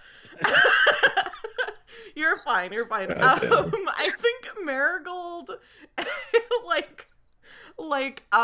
is kind of nodding as you're talking and says, "So the Fiend is supposed to be scary. It sounds like what you're saying." Yep, for there cannot be bravery without fear. Yeah. I think You can only be brave when you face your fears. I think I need to think about this for a little bit. Yeah, you do that. Yep. And she walks away from you and like goes up the stairs, and like you hear like a chunk of a door closing. Are you serious? I kind of half turned to look at him, but he's on my back. But so I just, what was that? I do not know what you are talking about. Let us go get some chili. Okay. You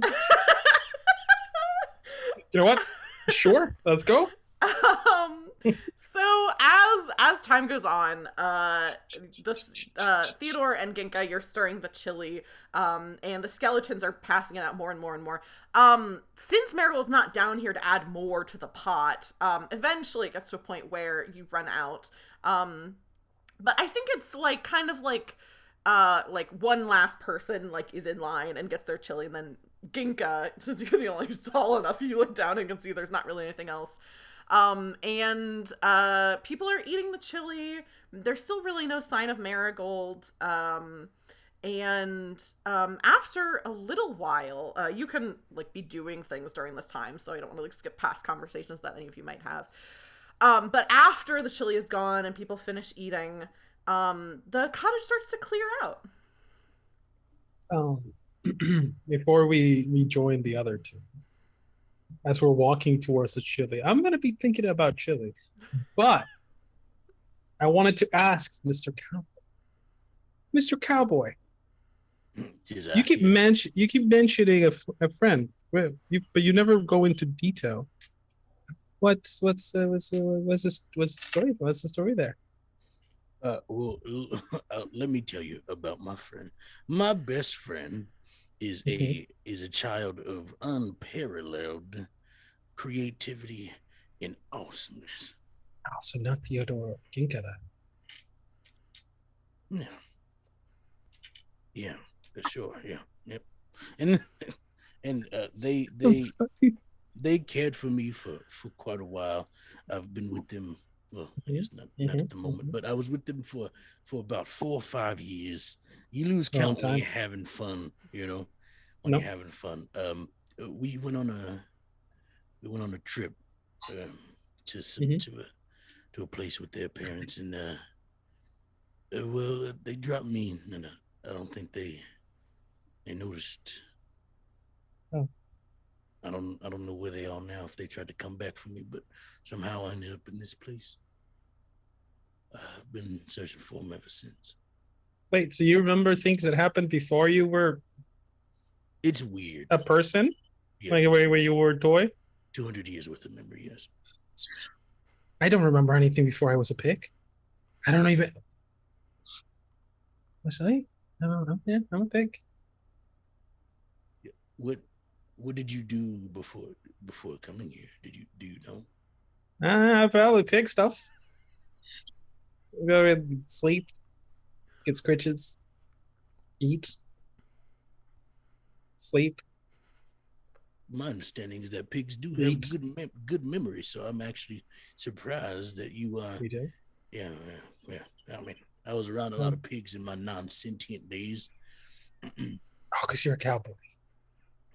Yep. Yep. Born and raised on a ranch in make-believe land. But you I feel like should remember your life before him. I mean, everyone else does, right? Like, I think the only thing I remember is I just remember a voice.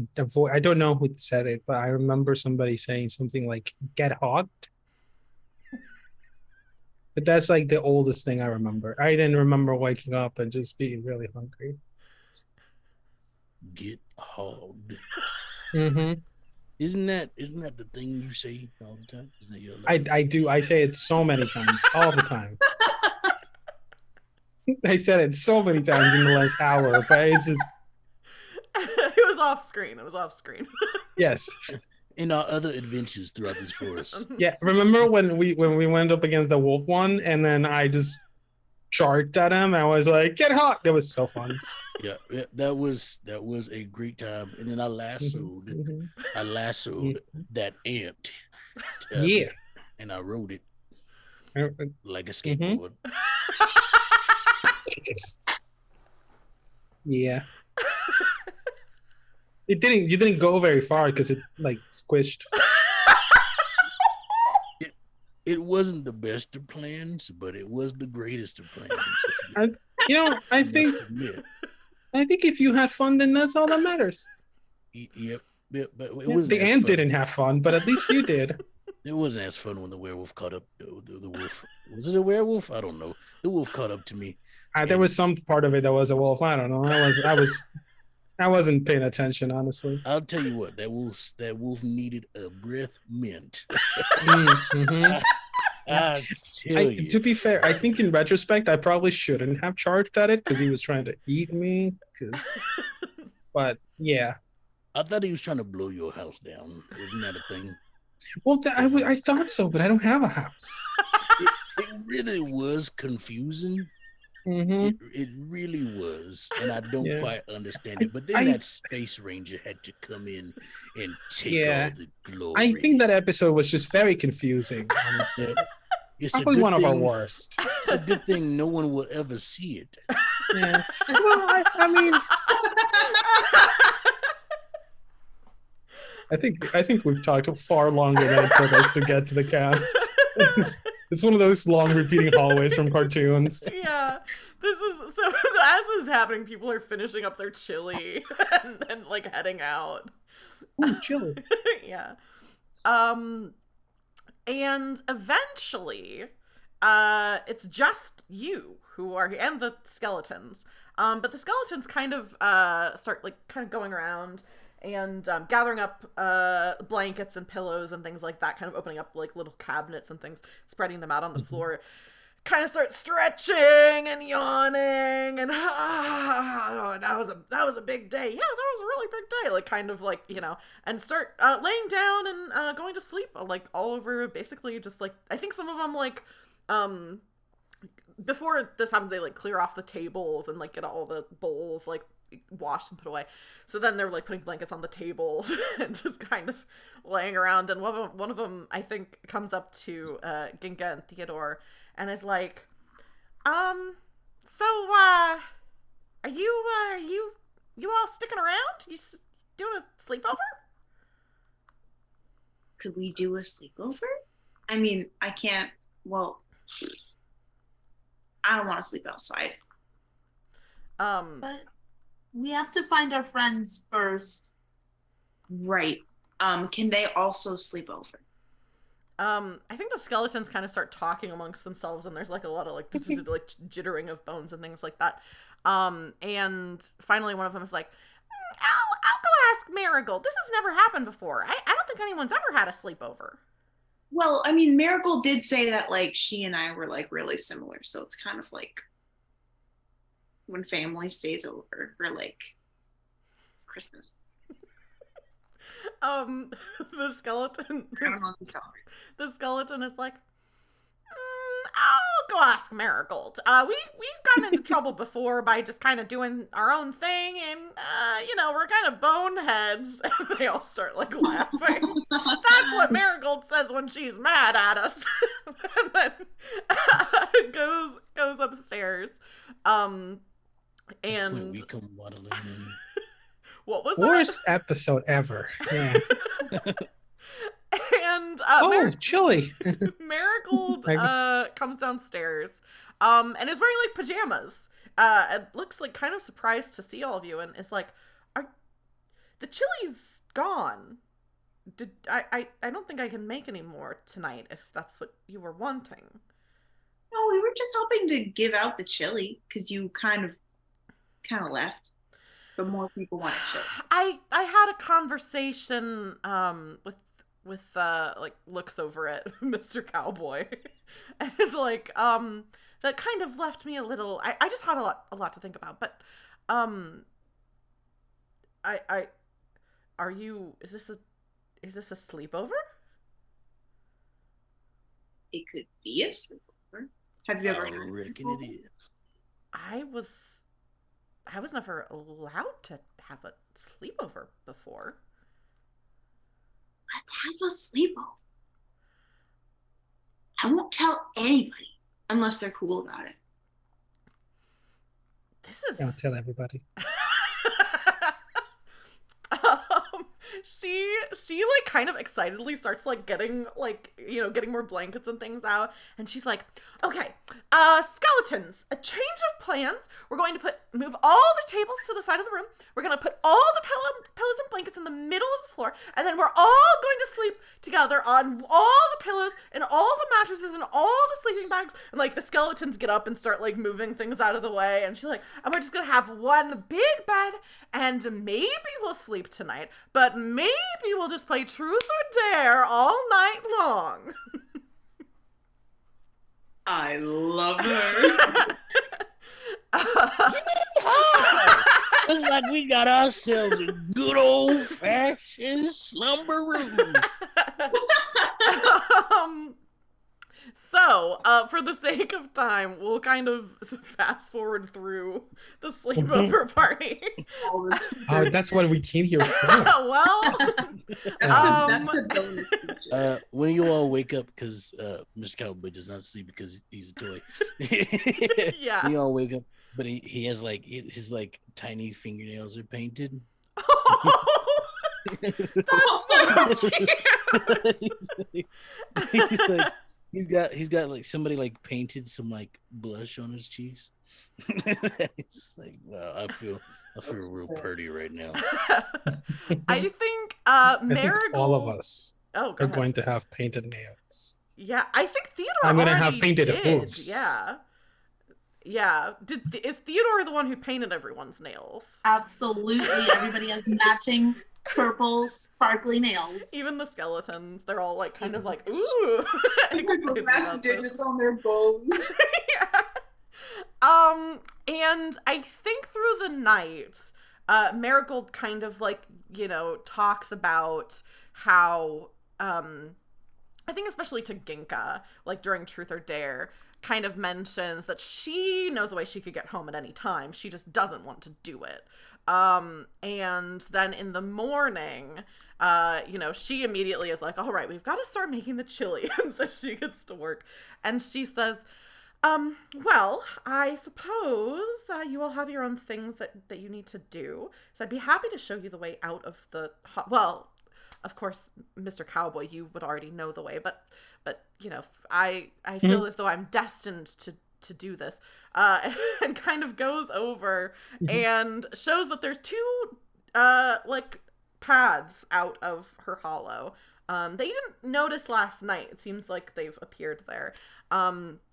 And she says, this one on the left will take you deeper into the woods to another hollow to do whatever you need to do.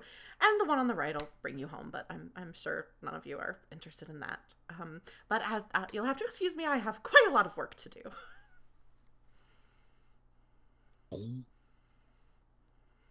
I don't think I know where home is. I don't know if home is really waiting for me to come back.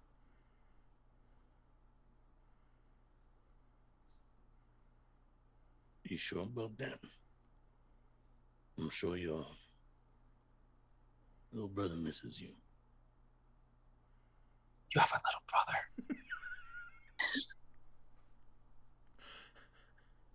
Yeah, I wasn't very nice to him.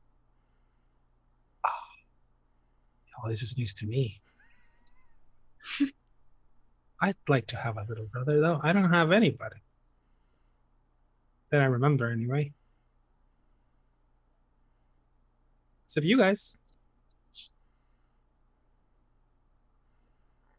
And I guess chili now. Chili No, is it's more everywhere. chili. I seem to really like it. It's really tasty. I mean, I think that I might. I don't know if Ms. Marigold was very helpful in what you were looking to do, but I think I might know a little bit of what you were trying to do. Do you remember when the magic person turned you and Theodore into birds? Yes, that was a fun time. I liked being a bird. I know a little bit of stuff like that.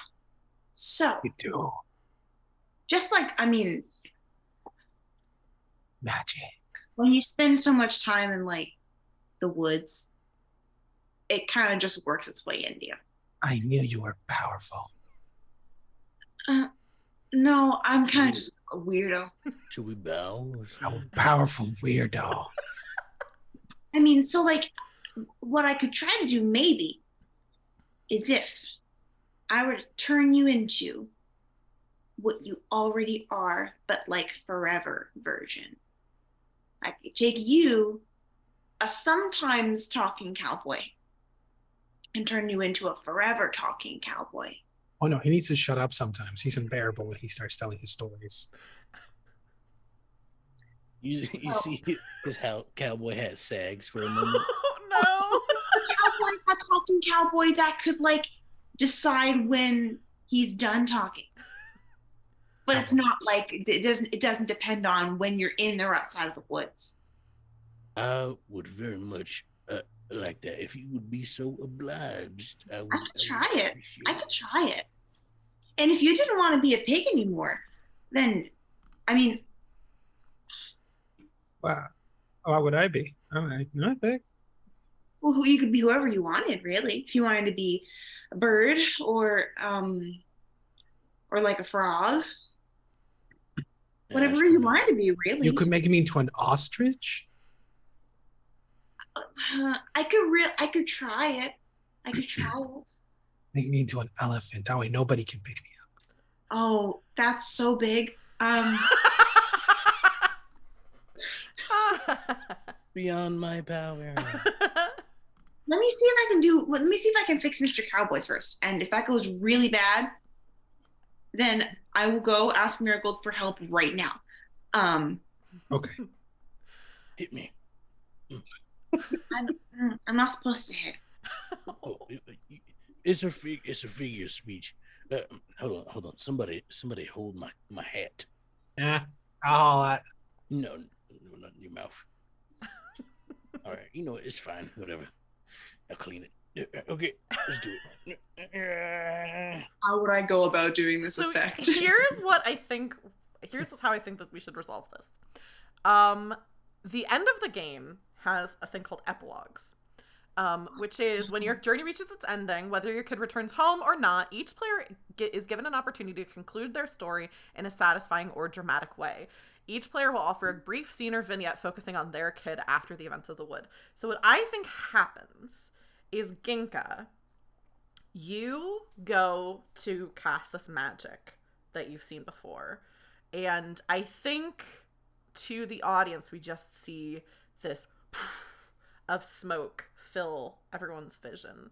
And I think the resolution of how this magic goes should be through the epilogue. So we cut to the way that it works is everyone rolls normally it's 2d6. I'll say just 1 for the sake of time. So everyone rolls a d6, and you get to that determines the tone of your epilogue.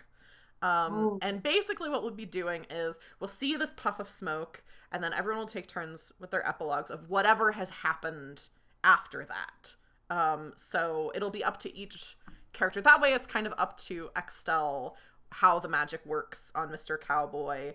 It's up to, kind of up to each person how this resolves, whether they stay in the wood, whether they go home, whatever that is. I'll say everyone go ahead and roll your d6, and then let's go. I feel like we should have either Theodore or Ginka go first for their epilogues. Okay, so I think Theodore. So what did you get on your d6, Theodore? I rolled a 5.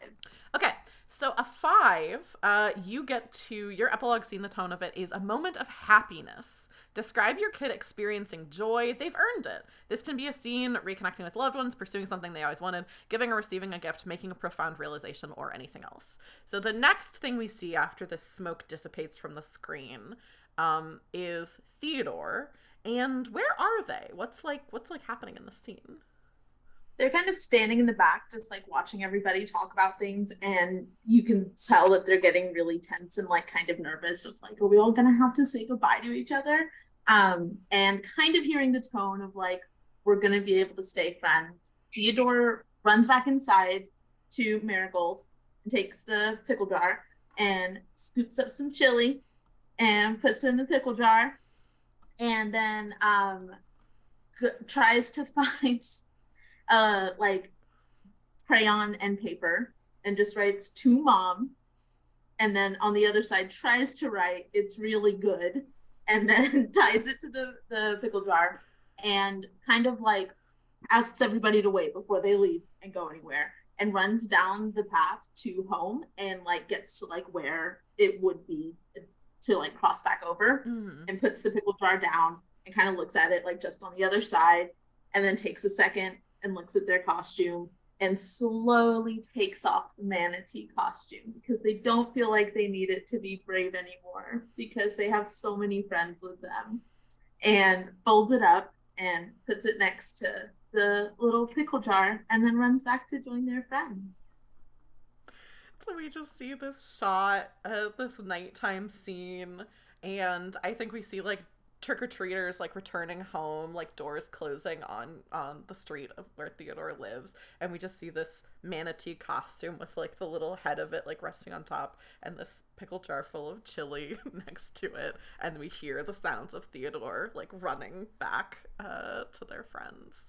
What did Ginka get on your d6? I also got a 5.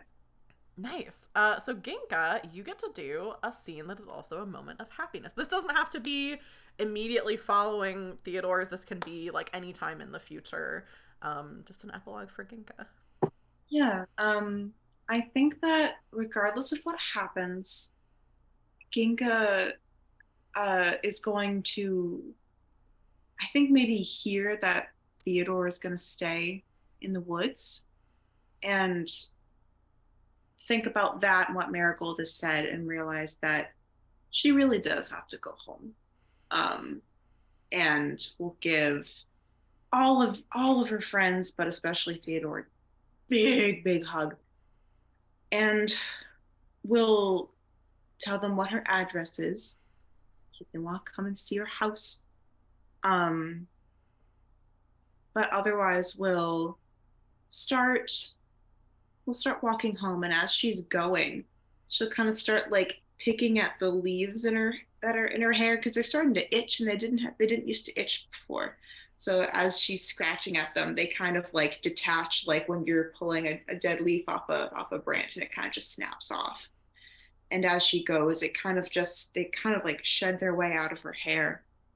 And the branches, the little twigs that were holding the little crown on her head, loosen and come off. And eventually it kind of just slides off her head, and she kind of catches it as she goes. And I would say as soon as she catches it, she like looks up and realizes that she's back at her door. And the one thing she remembers about when she ran out the back door, escaping timeout, was that it was really close to sunset because the sun was just at the top of the tree in their backyard. When she looks back up, she realizes that it's only a little bit further down than before. So it doesn't look like that much time has passed at all.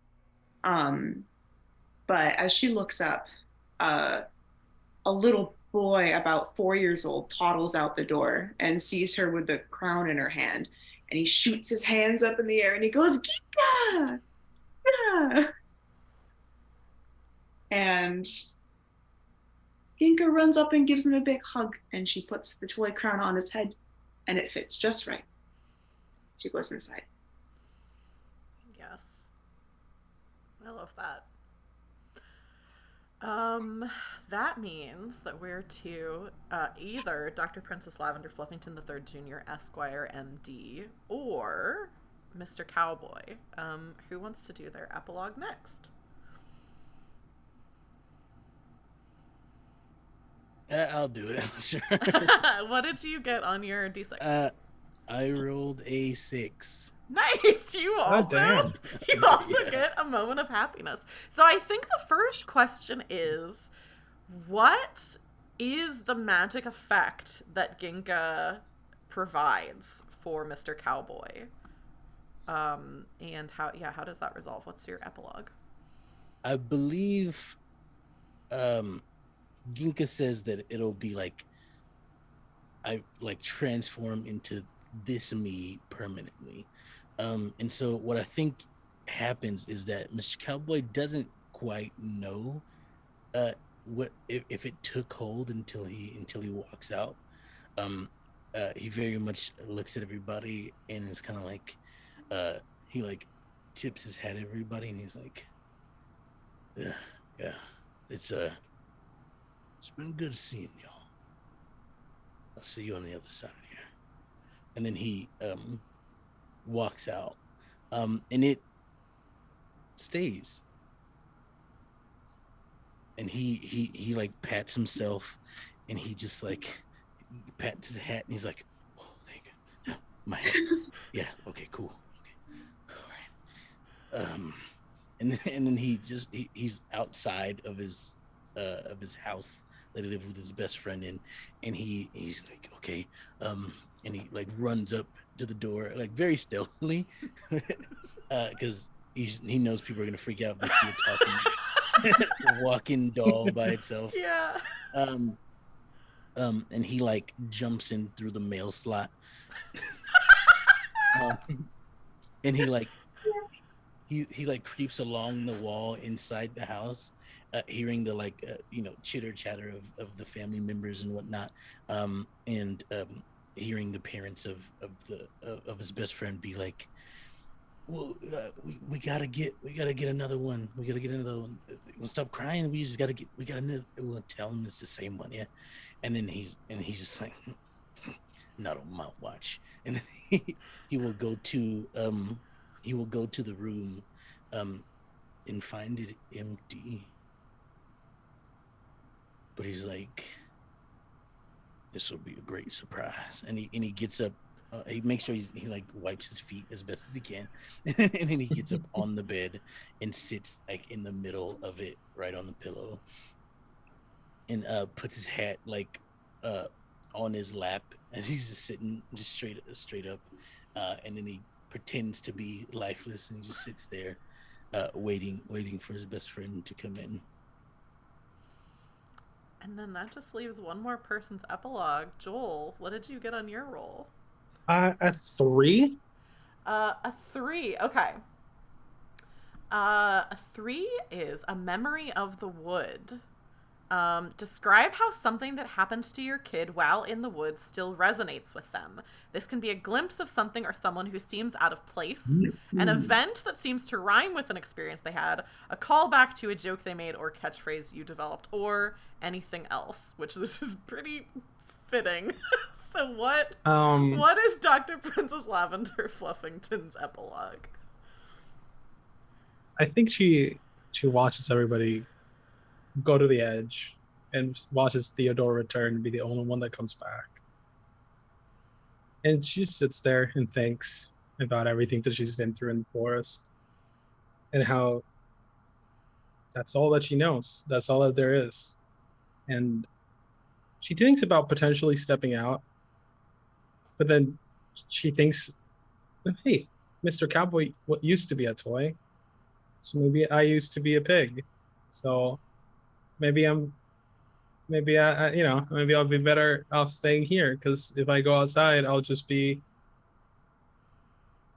dumb.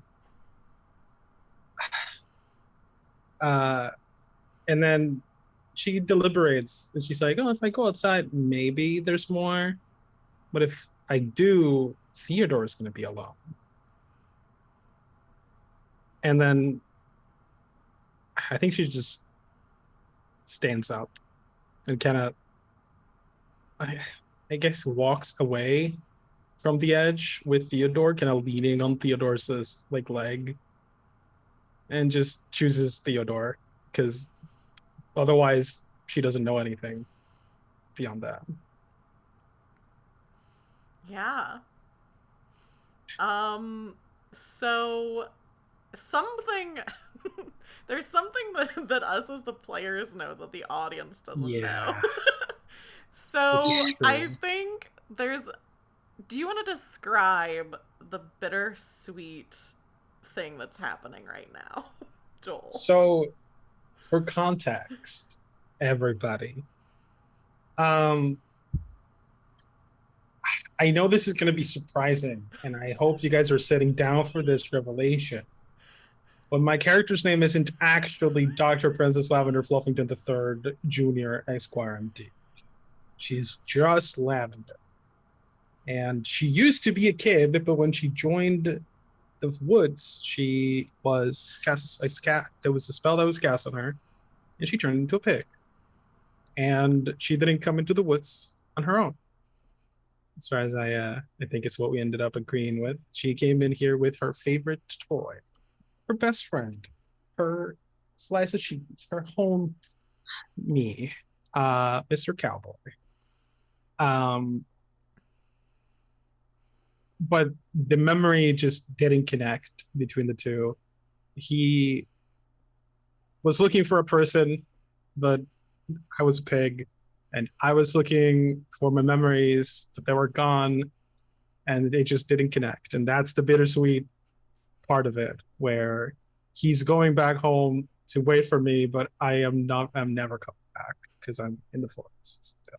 Or at least not coming back for now. Maybe in a future I'll eventually remember, or I'll step outside and suddenly everything's gonna come back. But for now, yeah, that's where we are. I think the last thing that we see is kind of like a four-way, kind of like the screen splits and follows. I guess it wouldn't be four, it would be three. The screen follows Theodore and Lavender as they go off into the woods for more adventures together. Friends supporting each other. Theodore's not alone in the woods. And we see Ginka with her little brother, and we see Mr. Cowboy sitting on a bed waiting for his best friend to come home. And that's gonna be the end of our session tonight. I am such a horrible person. I'm sorry. I'm sad, yo. I was gonna go home, but the theater stayed behind. I was like, Yeah. well, but it wouldn't make sense for Lavender to abandon Theodore now. Yeah, I totally misunderstood what I thought you were going to. So I was like, yeah, we're all good. Yes! Mr. Cowboy just goes home. Maybe Lavender and Theodore may find their way home at some point. I held hope that you were gonna be like, it's actually a kid that is already there, and then like the room's empty, and I'm like, well, shit. I like it. I'm a fan. I want there to be a Not all world things in which Ginka connects with Mr. Cowboy somehow and gives him to her little brother Teddy. Oh, and, yeah. I just never want to separate Mr. Cowboy from Lavender. Yeah. Ever. I want Lavender to come home one. Who knows? Maybe there's a sequel. Yeah, maybe. Yeah, maybe Mr. Cowboy goes to Ginka because, like, hey, my kid never came home. I need into the woods. Exactly. Yeah. Yes. But your character's like way older, and they don't believe in fairies anymore. And then they return to the island. Wait, that's a different. Return to the woods. That's just a bluff for Sorry. It's like 20 years later. He's like grizzled. All I'm gonna say is Mr. Cowboy has a beard. It's just string. I do run serialized one shots, so if you all want to come back for another, I am 100% down for that. Hell yes. Also down. So we're already past the time that I told these wonderful folks that we would be done by, not by too much. So we're gonna really quickly wrap up. We're gonna go around the horn and let people know where you can find them, all of that great stuff again. And this time, let's start with Joel. What else do you have going on? Where can people find you? Hold on, I'm crying at somebody. I'm on Twitter at ZX Shadoways, like said. But I don't know for how long, based on the fact that Twitter is dying. You can also find me on other social media. Well, you can find my profiles. I don't use them. Using the same tag. Nobody uses that because I am a loser, and I immediately just picked up all the handles. Yeah.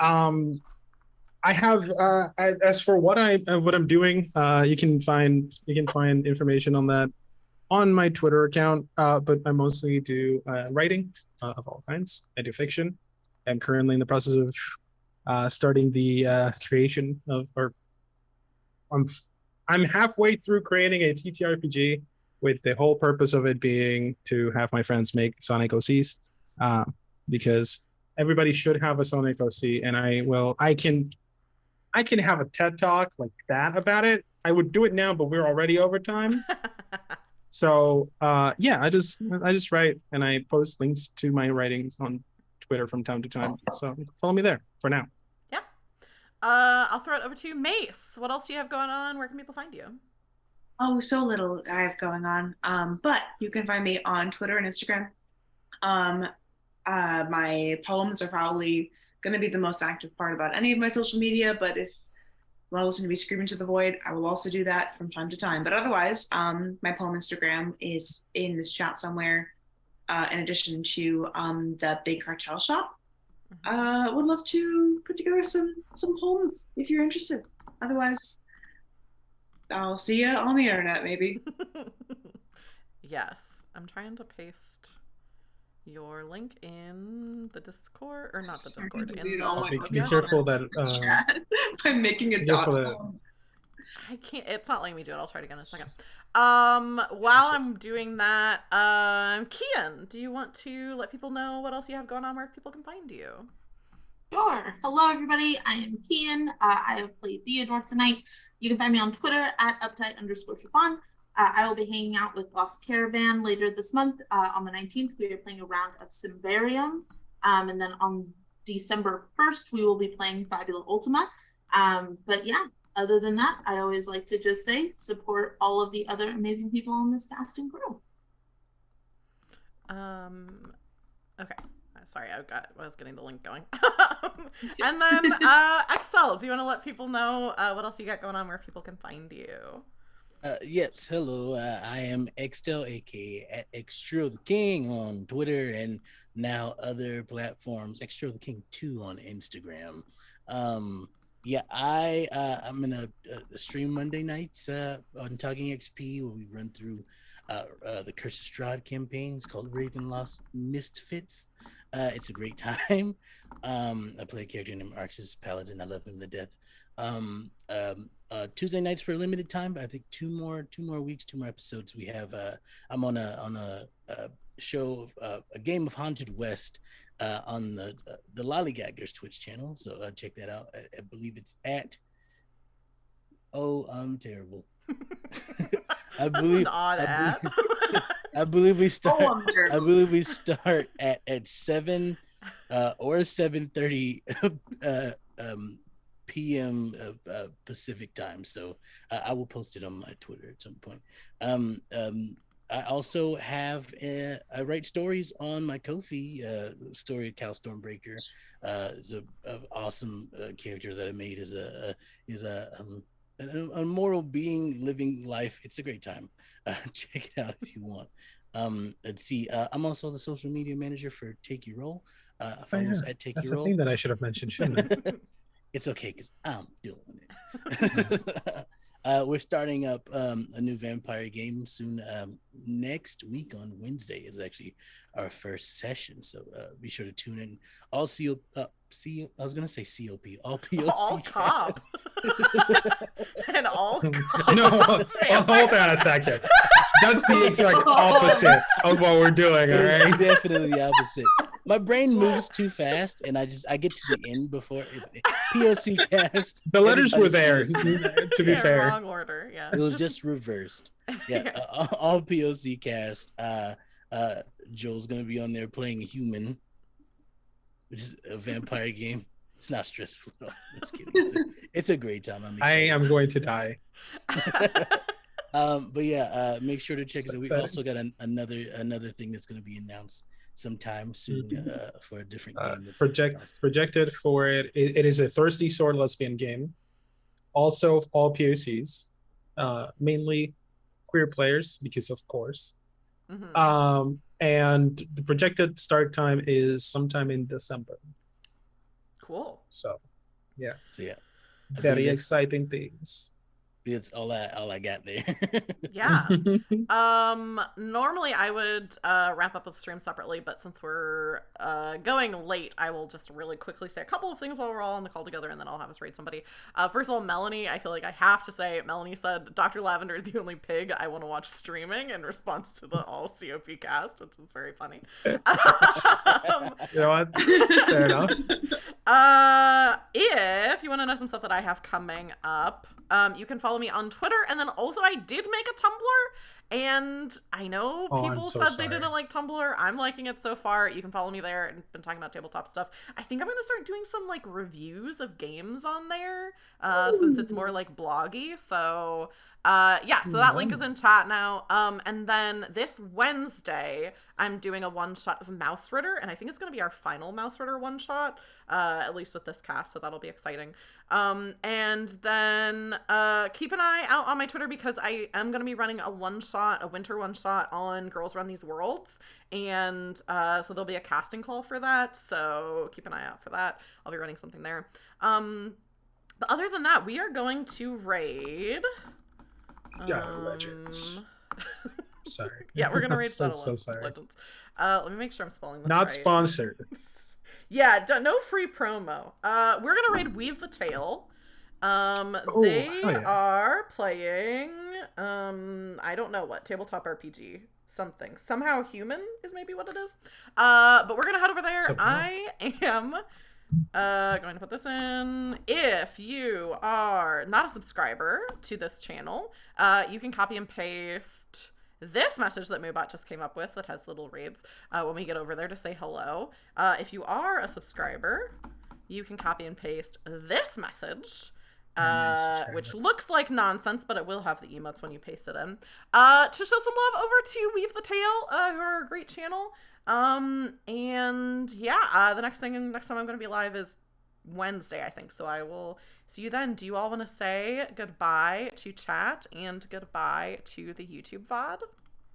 Goodbye to No. chat. Goodbye to Bye, everybody. Bye. Thanks for coming.